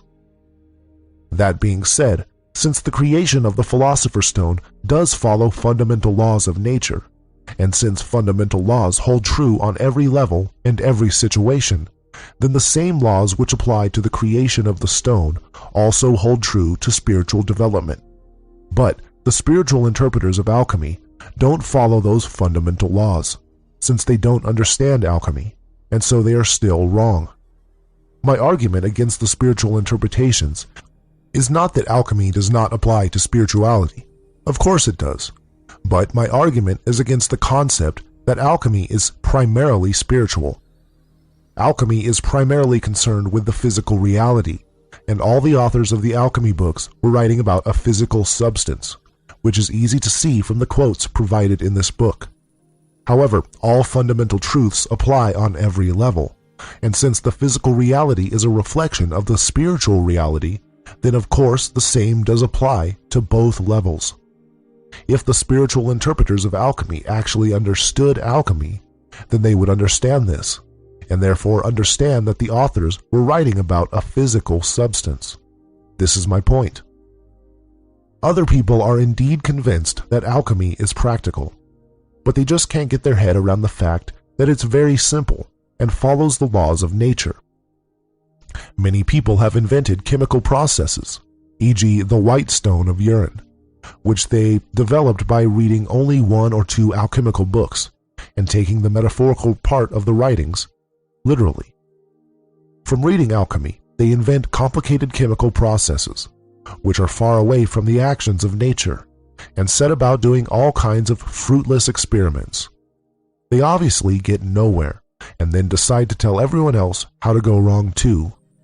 The emperor's new clothes again. I should say a few words about Ormus, also called Ormes or white power gold, which many people are describing and marketing as the Philosopher's Stone, and I have been asked many times if I am talking about the same thing. Ormus is a method to obtain very small particles of charged metals. This is not the stone, and it is not alchemy. It is not imitating nature. There may well be health benefits to ingesting Ormus, but the claim made that Ormus is the stone is a little silly. It's like calling a chicken a cow. A chicken is not a cow. It doesn't look like a cow and it doesn't act like a cow. Ormus is not made like the stone. It doesn't look like the stone. It doesn't act like the stone. It's not the stone. There's no reason whatsoever for anyone to believe that Ormus is the same as the stone, other than this is what they have previously been told. And if what I am saying here applies to you, then you need to consider what you believe, who you are listening to, and whether you should continue to base your beliefs on the opinions of others presented with no evidence to support their claims. It is very easy to tell if a procedure is true or not. Just ask yourself the following questions. 1. Do I understand how it works? 2. Do I understand why it works? 3. Does it follow the cycles and laws of nature? If the answer is yes to all these questions, then you're on to something. Nature is the grand master of alchemy and the true teacher. So it is nature to whom you must look if you intend to base your beliefs on truths. My words in this book will mean nothing to you unless you can sacrifice a little bit of ego and look to nature to see what is true and what is false. Nature has nothing to learn from us, but we have so much to learn from nature. To accept this enables us to listen to what nature has to say, which is all around us, and nature is never wrong. If the interpretation is wrong, then it won't fit, so you know it's wrong. If one wants to write about spiritual development or chemistry, then this is all fine and dandy, but don't go calling it alchemy. I even came across a modern alchemy book in which the reader is asked not to read the old alchemy books because they're too obscure and will only confuse you. Quote, notwithstanding, the reader is warned against haphazard reading of alchemical books, for this will lead to mental confusion, and finally desperation of ever learning anything. Once started on alchemical research, however, this becomes a great temptation and a bad fault. One tends to read voraciously any alchemical book that comes to hand. This one book, closely studied, is however all that is necessary for practical experiment. End quote. This is impressively ignorant. It looks to me that this author just wants to look cool and mystical, and of course, they know that they got nowhere, but they're happy to deceive others and pretend they're important. I apologize to the author, whose name I won't mention, for writing against you, but I hope you've learned your lesson. Quote, from Wu Chen Pian, Essay on the Understanding of Truth, by Chang Po Tuan, 1078 AD, Chinese. A man who fails to recognize the Hu Xing, 5 elements, and the 4 signs is certainly one who will be befuddled to differentiate cinnabar, mercury, lead, and silver. He has never even heard of the principle of the fire and the season for compounding tan, and he dares to say that he is a great devotee of Taoism. Never considering his mistake, he teaches others in turn, and teaches mistakenly. He ruins the mercury of others by misleading them into an uncharted port. How can one have the heart to do this? End quote. With the correct interpretation, as I present in this book, you will understand 1. What alchemy is, 2. Why it works, and 3. How it works. No other interpretation can give you this. They only rely on blind faith, since that is the only way to believe a lie. Notice how I can back up any statement I make in regards to alchemical theory and practice with several quotes from a variety of alchemical books. You will not find this with any other interpretation.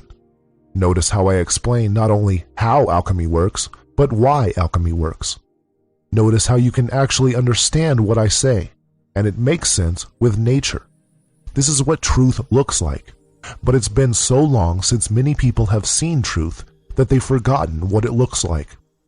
It is of course all inevitable that the stone would be forgotten and the books misinterpreted, and I don't really mind these misinterpretations in a way, since I had no problem understanding the real alchemical books, which I had read before any of the modern literature. But the purpose of my little rant here is to put a stop to further disinformation and lies. Chapter 8. Obscurity. Quote, from a very brief tract concerning the philosophical stone, by an unknown German sage, 15th to 17th century. I know that the sages describe this simple process under a great number of misleading names, but this puzzling variety of nomenclature is only intended to veil the fact that nothing is required but simple coction. End quote. alchemy, real alchemy has, with this book as the first exception, always been written of obscurely, using metaphors, allegories, and even outright lies. In this chapter I will discuss the obscure style of the alchemists, but not yet how to decipher it, which I will cover in a later chapter, after we've discussed all the theory. Here's a fun fact for you. The word gibberish refers to the alchemical writings of an alchemist known as Gibber. Because alchemical writing is so difficult to understand, it became a word to mean anything unintelligible. The most popular trick used by the alchemists was to call things by different names. This was quite necessary to keep the secret, since there is only one ingredient and one process. The alchemists therefore used hundreds of different words for explaining the same thing. But, in their defense, they did write that they were doing this, so the reader should have known that the writing was a riddle and know that they must decipher it. Though some people chose not to listen to this and to take the writings literally, which has caused countless deaths throughout history from people ingesting mercury and sulfur, which are extremely poisonous. The alchemists knew that mercury and sulfur were poisonous, and knew that some people were taking their writings literally, so that was quite a sick joke to play. In my opinion, they should have called it milkshake and jelly beans, which would have still been obscure, especially because those weren't invented yet, but would not have killed anyone. Additionally, the alchemists amused themselves by listing operations performed by nature, implying that the alchemist would be physically performing them, which is not the case. In truth, it is nature who makes the stone, while the alchemist only optimizes the conditions. This way, the alchemist can claim they told you the truth. But what they told you was something you don't need to do. Quote, from The Glory of the World, or Table of Paradise, by Anonymous, 1526 AD. I make known to all ingenious students of this art that the sages are in the habit of using words which may convey either a true or false impression, the former to their own disciples and children, the latter to the ignorant, the foolish, and the unworthy. Bear in mind that the philosophers themselves never make a false assertion. The mistake, if any, lies not with them, but with those whose dullness makes them slow to apprehend the meaning. Hence it comes that, instead of the waters of the sages, these inexperienced persons take pyrites, salts, metals, and diverse other substances, which, though very expensive, are of no use whatever for our purpose. X. Promenides. The sages have written about many waters, stones, and metals for the purpose of deceiving you. Good heavens, how skillfully the sages have contrived to conceal this matter!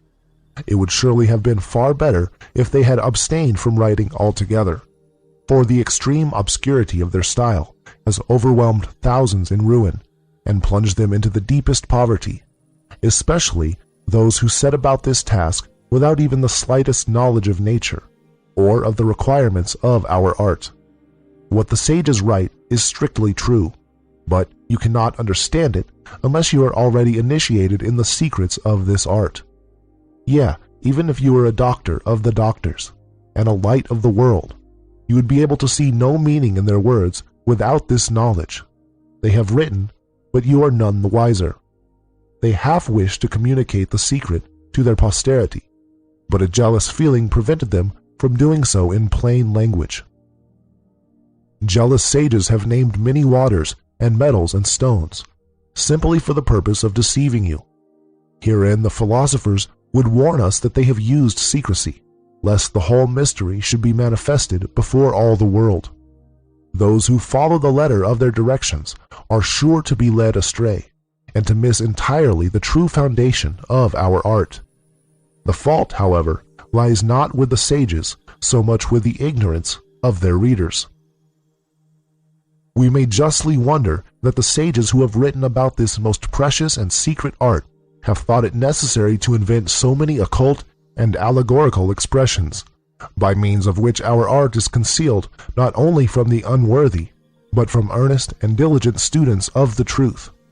Foolish persons indeed, who read their books and hear of the riches and all the other good things which this art affords, experience a pleasant tickling sensation in their ears, and straightway behold visions of themselves sitting on golden thrones and commanding all the treasures of the universe.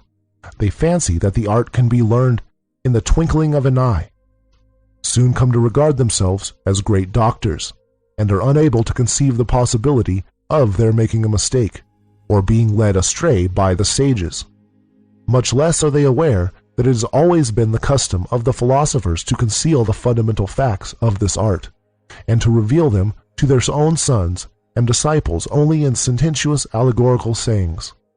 It is impossible to read through all that the sages have ever written on this subject, but it is a still more hopeless undertaking to gather from their books a full and sufficient knowledge of our art, unless, indeed, God opens your understanding and gives you a real insight into the natural properties of things, and thereby into the sayings of those who speak them.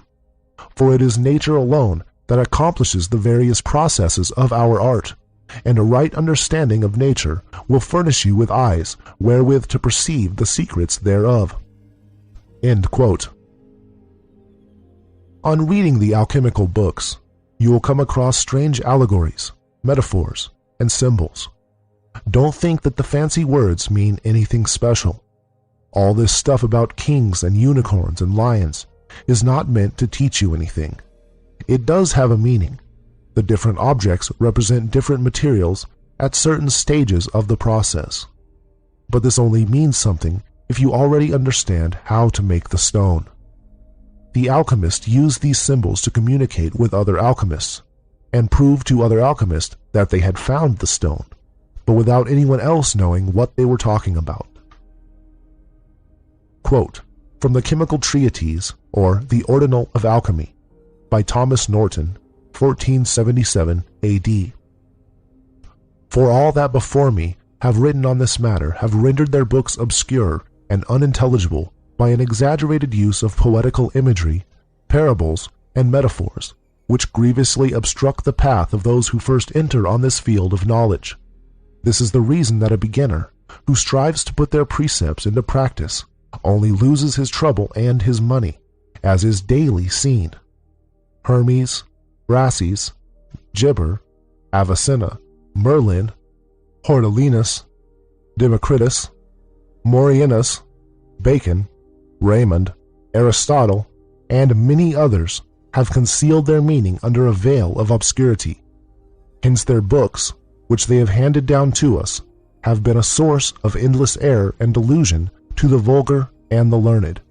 And in spite of the beautiful conceits which abound in their writings, no one has been able to find a path through the wilderness of their words. Yea, many have been reduced to despair." Quote from The Golden Age Restored, by Henry Mathathanus, 1622 AD. "I have indeed studied the writings, parables, and various figures of the philosophers with singular industry, and labored hard to solve their manifold wonderful enigmas, most of which are simply the vain products of their imaginations.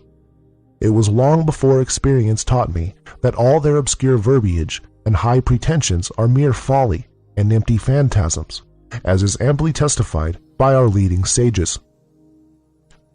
The just and pious reader will regard my undertaking with a kindly eye, and not suffer seeming contradictions to mislead him. The theory of and practice of this art, and the laws which obtain in the Republic of the Chemists, forbade me to write more openly or plainly." End quote. A further problem is that not all alchemical books are written by people who understand alchemy. Since the vast majority of people have no understanding of it, they can't tell the true alchemists from the fakes. What makes this even worse is when real alchemists themselves write lies and deliberately mislead the reader. So before the beginner can even start trying to interpret the writings, he has to try to work out which ones are honest and which are not. This is not too difficult to determine. At least I had no problem with it. But then what causes more confusion is when a real alchemist writes partly the truth, but then makes an outright lie to throw you off course again, after they've already gained your trust. Quote from the Aurora of the Philosophers by Theophrastus Paracelsus, 16th century. For those writers, however many they be, are either themselves in error, or else they write falsely out of sheer envy, and put forth receipts whilst not ignorant of the truth. Quote from an open entrance to the closed palace of the king, by an anonymous sage and lover of truth, 1645 A.D. The great difficulty which discourages all beginners is not of nature's making. The sages have created it by speaking of the longer operation when they mean the shorter one, and vice versa. Quote from the Metamorphosis of Metals by Irenaeus Philalethes, 1694 A.D. They are ignorant mechanics who, not having skill and brains enough for an honest trade, must needs meddle with our art, and of course soon lose all they possess. Others, again, are only just less ignorant than these persons. They are in too great a hurry to make gold before they have mastered even the rudiments of natural science.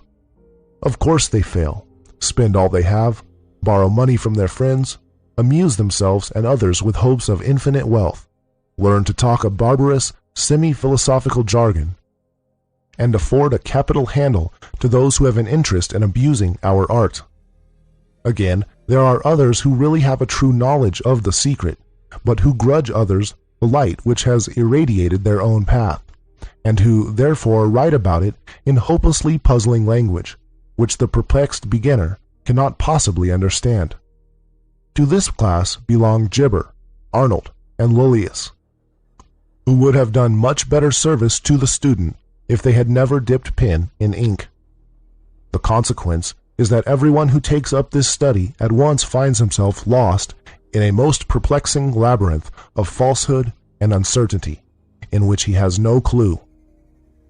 Some boastful and arrogant sophists, which have read in books that our mercury is not common mercury, and who know that it is called by different names, do not blush to come forward as pretenders to a knowledge of this art, and take upon themselves to describe this solvent as diaphanous and limpid, or as a metallic gum which is permissible with metals, though they do not in reality know anything whatsoever about it.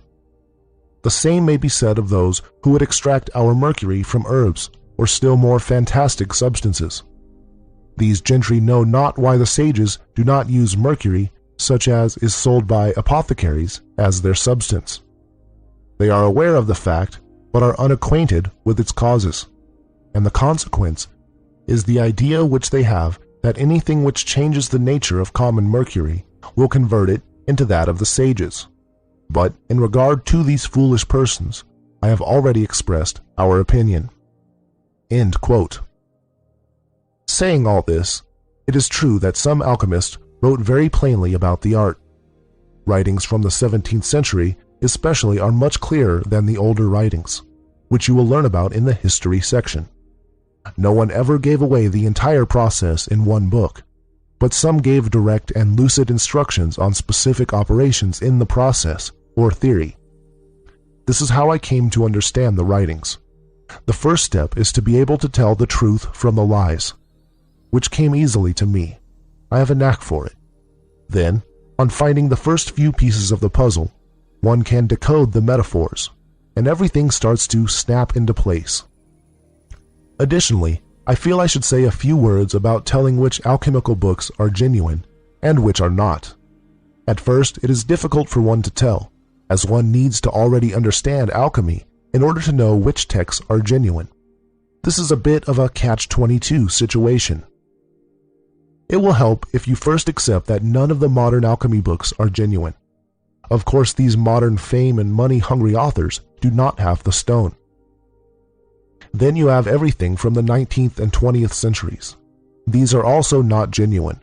It was a strange time of crazy theories and secret societies, and there was very little good information released during that time, except some good translation of older works.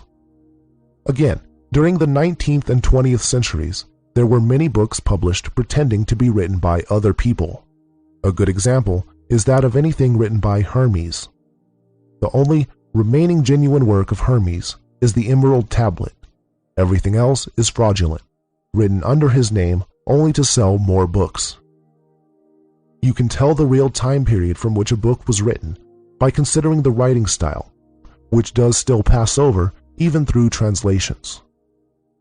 Only Fulcanelli wrote genuine alchemical books in modern times, but his works, all 2 of them, are not particularly useful for reasons I will cover in the Fulcanelli chapter. An excellent starting point if you choose to study the alchemical books would be the Hermetic Museum, which includes a large number of the alchemical books quoted here. The truth is always simple and in harmony with nature. Chapter 9. The Secret. It's no secret that the Philosopher's Stone is a secret. It wasn't always this way, but we'll leave the history for the history section. The stone being hidden and forgotten was an inevitability of the age of the world which is now ending. Now begins the time that all secrets will be revealed and judged.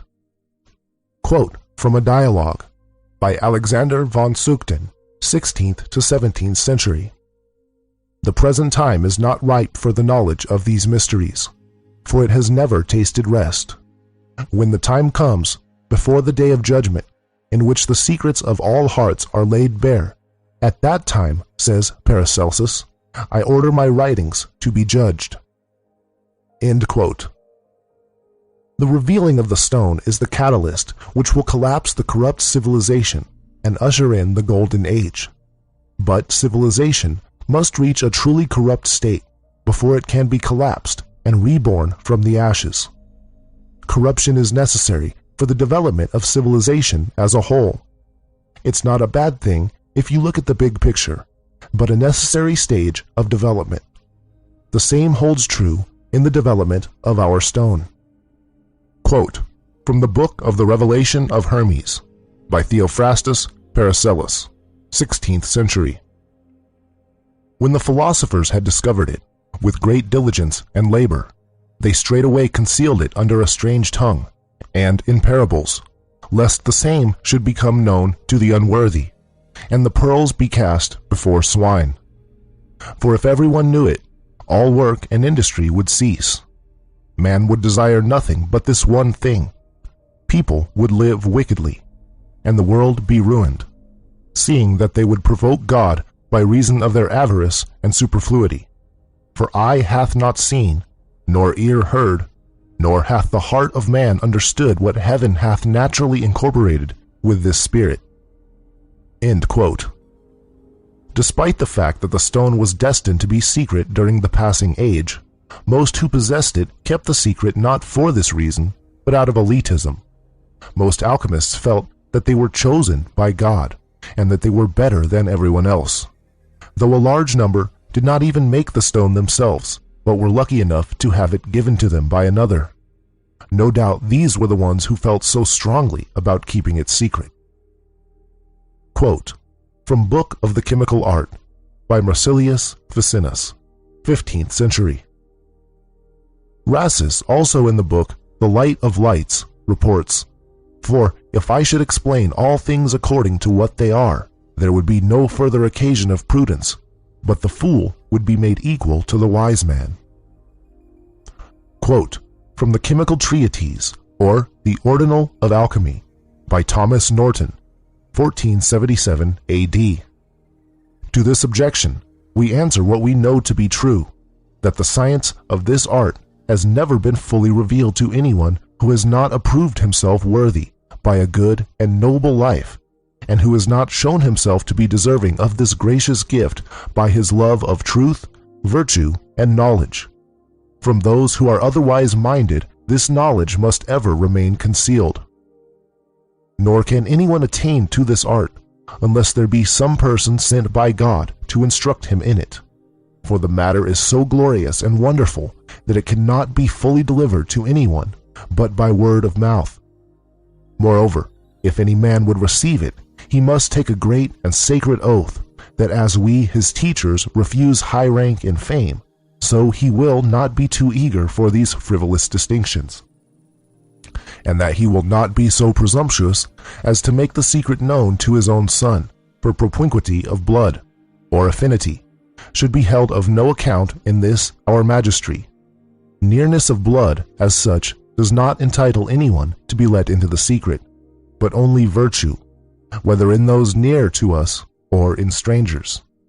Therefore, you should carefully test and examine the life, character, and mental aptitude of any person who would be initiated in this art, and then you should bind him by a sacred oath not to let our magistracy be commonly or vulgarly known. Only when he begins to grow old and feeble, tired of life, he may reveal it to one person, but not to more, and that one man must be virtuous, and generally approved by his fellows. For this magistracy must always remain a secret science, and the reason that compels us to be so careful is obvious. If any wicked man should learn to practice this art, the event would be fraught with great danger to Christendom. For such a man would overstep all bounds of moderation, and would remove from their hereditary thrones those legitimate princes who rule over the peoples of Christendom. And the punishment of this wickedness would fall upon him who had instructed that unworthy person in our art. In order, then, to avoid such an outbreak of overweening pride, he who possesses the knowledge of this art should be scrupulously careful how he delivers it to another, and should regard it as the peculiar privilege of those who excel in virtue. For all the authors who deal with this subject write about it in obscure language, and not one of them declares it plainly. Nay, they beseech God to remove them suddenly out of this world, if they ever write books about the grand secret. For many of them have been fearful of committing to paper more than was right about this science, and not one of them has given more than 1 or 2 plain hints respecting it. They did not write with the object of divulging their secret to the world, but in an obscurely elusive style, in order that they might be able to recognize those who understood their meaning as brothers and fellow adepts.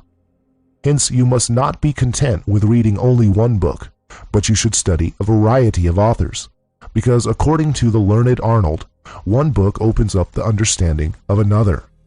The same thought is expressed by the learned Anaxagoras, who testifies that if a man will not take the trouble of reading many books, he can never attain to a practical knowledge of our art. End quote. It was not all fun and games for the alchemists.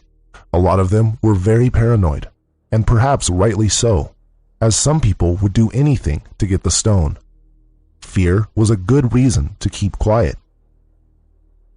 Quote from the Golden Tract Concerning the Stone of the Philosophers, by an anonymous German philosopher, 16th to 17th century. No doubt the gentle reader has learned by the works of Sendivogius that whenever he sheathed himself openly to the powerful, he went in constant fear of his life. Experience teaches that many philosophers who gave no thought to their personal safety have been killed and deprived of their tincture by greedy and powerful robbers, and it stands to reason that anyone going about with a great treasure in his hand must fall a prey to brigands. Sendivogius concealed his name by an anagram.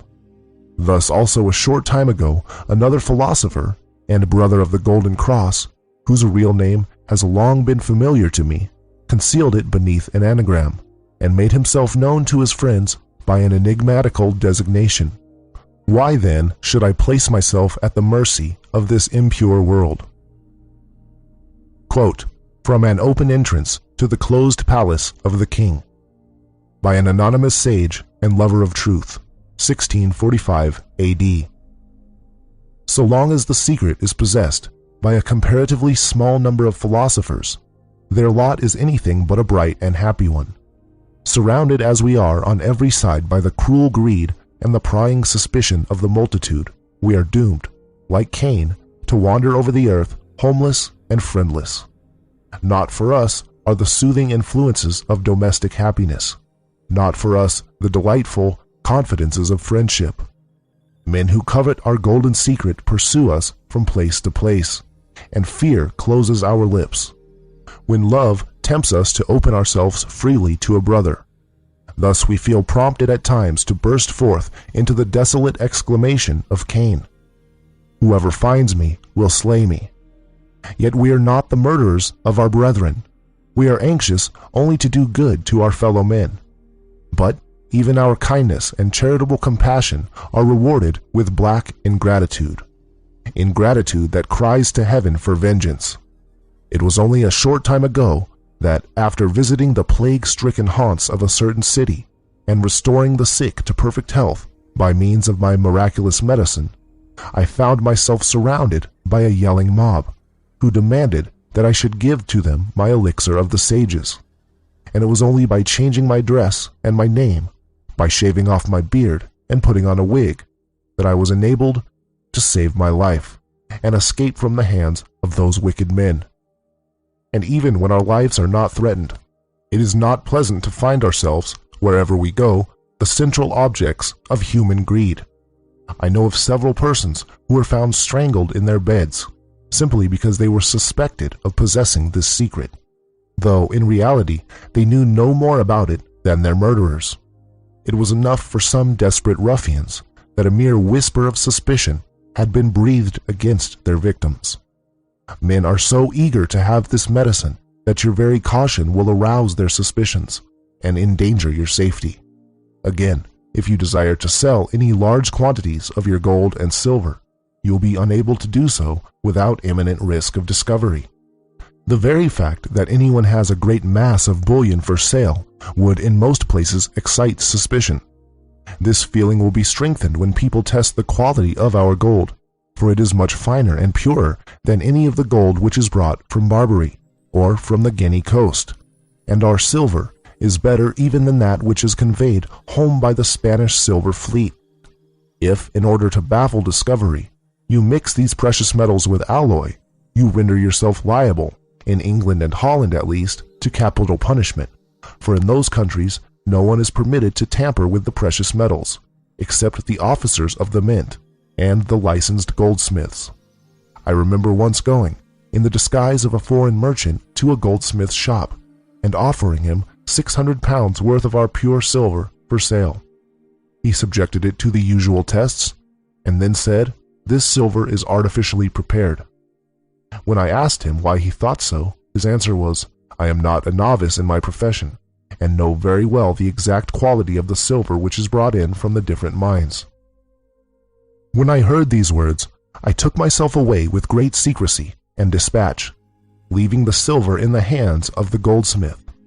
On this account, and by reason of the many and great difficulties which beset us, the possessors of this stone, on every side, we do elect to remain hidden, and will communicate the art to those who are worthily covetous of our secrets, and then mark what public good will befall. End quote. But there were a good number of alchemists who did want to reveal the stone to the world. Alas, they didn't do to the vow they were made to promise by the alchemists who helped them find the stone, and because some of them knew that the time was not right. Quote from The New Pearl of Great Price by Peter Bonus, 1338 AD. It is both customary and right, O Licinius, that those who have accomplished anything worth mentioning in any art or science should make known their discoveries to the world, in order that mankind at large may be benefited by them. Freely ye have received, freely give. What is the use of concealed diamonds, or a hidden treasure to the world? What is the use of a lighted candle, if it be lighted under a bushel? It is the innate selfishness of the human heart which makes these persons seek a pious pretext for keeping this knowledge from mankind. Quote from The Glory of the World, or Table of Paradise, by Anonymous, 1526 AD. XLIV Alexander. The good need not remain concealed on account of the bad men that might abuse it, for God rules over all according to his divine will. Quote from The Sulphic Hydrolith, or Water Stone of the Wise, by Anonymous, 17th century. I account myself unworthy to speak of so great a mystery, yet I may say, without any self-glorification, that, through the grace of God, I have made greater progress in this magistracy than most, and I consider it as my duty not to hide the talent which my Lord and Master, the great and good God, has committed to my unworthy keeping. God gives this art to the sincere and good, nor can the world purchase it with all its gold. The vulgar know nothing of this mystery, for if any man be impious, he seeks the stone in vain. He who holds it in silence dwells where he would, and fears neither accidents, nor thieves, nor any evil. For this reason this sacred gift is granted to few. It is in the hands of God, and he gives it to whomsoever he will. Quote from On the Philosopher's Stone by Anonymous, 12th to 17th century. The philosophers have contributed with an intention of hiding their first matter from the unworthy, in which they were, perhaps, more cautious than is necessary, for Sendivogius declares that occasionally, in discourse, he had intimated the art plainly, word by word, to some who accounted themselves very accurate philosophers, but they conceived such subtle notions far beyond the simplicity of nature, that they could not, to any purpose, understand his meaning. Wherefore he professes little fear of its being discovered, but to those who have it according to the good pleasure and providence of the Most High. The philosophers have hitherto industriously kept that a profound secret, some out of selfish disposition, though otherwise good men. Others, who wished only for worthy persons to whom they might impart it, could not write of it openly, because covetousness and vanity have been governing principles in the world, and, being wise men, they knew that it was not the will of the Most High to inflame and cherish such odious tempers, the genuine offspring of pride and self-love, but to banish them out of the earth, wherefore they have been withheld hitherto. But we, finding no restraint on our mind in that respect, shall declare what we know, and the rather because we judge the time is come to demolish the golden calf, so long had in veneration by all ranks of men, insomuch that worth is estimated by the money a man possesses, and such is the inequality of possessions that mankind are almost reducible to the rich, who are rioting in extravagance, and the poor, who are in extreme want, smarting under the iron hand of oppression. Now the measure of inequality among the rich hastens to its limit, and the cry of the poor is come before the Lord, who will give them to eat till they shall be satisfied. Hereafter the rich shall see the vanity of their possessions when compared to the treasures communicated by this secret, for the riches it bestows are a blessing from God, and not the squeezing of oppression. Besides, its chief excellence consists in making a medicine capable of healing all diseases to which the human body is liable, and prolonging life to the utmost limits ordained by the Creator of all things. There want not other reasons for the manifestations of this process, for skepticism has gone hand in hand with luxury and oppression. End quote. Chapter 10. Yin-Yang. The alchemists agree that the stone develops and operates from the combination of female, yin, and male, yang, principles. Everything contains these two forces in different proportions, and the most stable proportions are not 50-50, but with either one of the two dominating. This is why the philosopher's stone comes in two forms, the red stone, male, and the white stone, female. This is also the relationship between gold, male, and silver, female, and why the red stone transmutes metals into gold, whereas the white stone transmutes them into silver. Of course, when we say that gold is male and silver is female, this does not mean that gold is all yang and silver is all yin. Everything contains both, but with one of them dominating for the time being. Furthermore, we can clearly see the relationships between male and female principles in nature. The two depend on each other. Obviously, we have the fact that animals come in male and female genders, who are attracted to one another. Also, the relationship between animals, male, and plants, female, is of the same type. We also depend upon each other for survival. The male force is the active force, growth and multiplication, whereas the female force is the passive force, stability and dissolution or decomposition. Too much male force will end up multiplying and overpowering its surroundings, leading to destruction. Too much female force will reverse development, reducing everything to its components. Together, the male and female forces combine, with the male force expanding and developing, and the female force keeping it under control, and everything orderly and harmonious.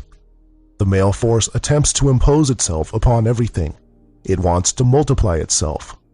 The female force, on the other hand, tries to bring everything back to its original element.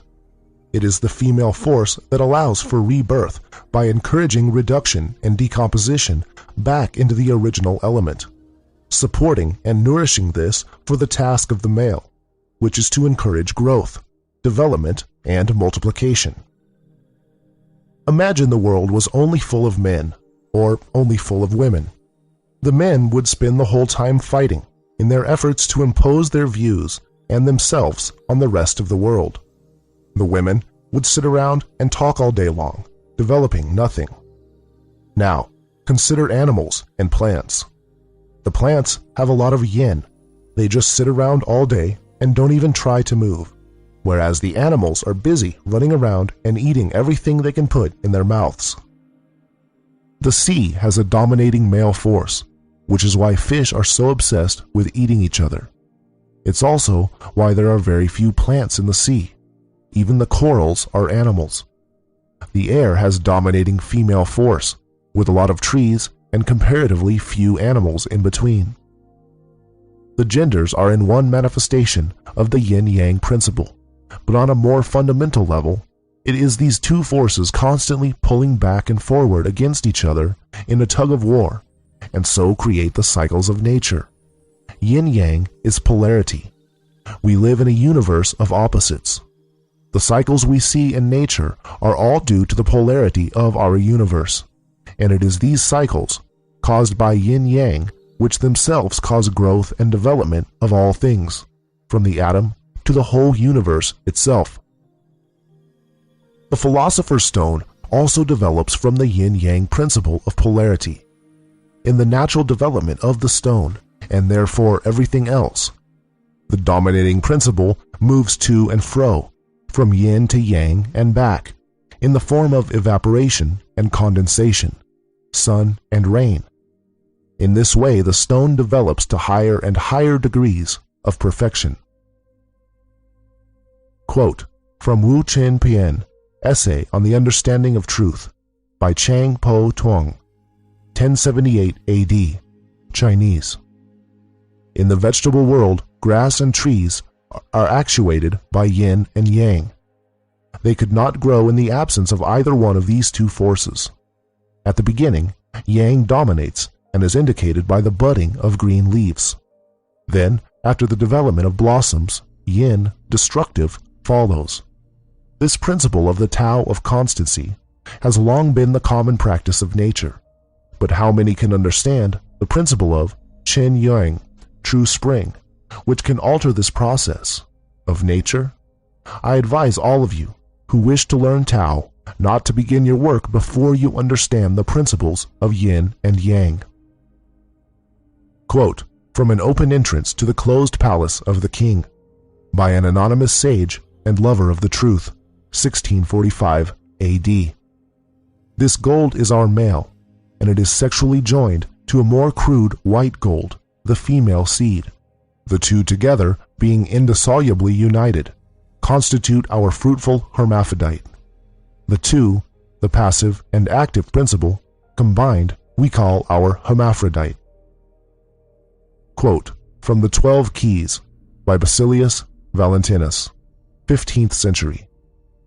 The male without the female is looked upon as only half a body, nor can the female without the male be regarded as more complete, for neither can bring forth fruit so as long as it remains alone. But if the two be conjugally united, there is a perfect body, and their seed is placed in a condition in which it can yield increase. End quote.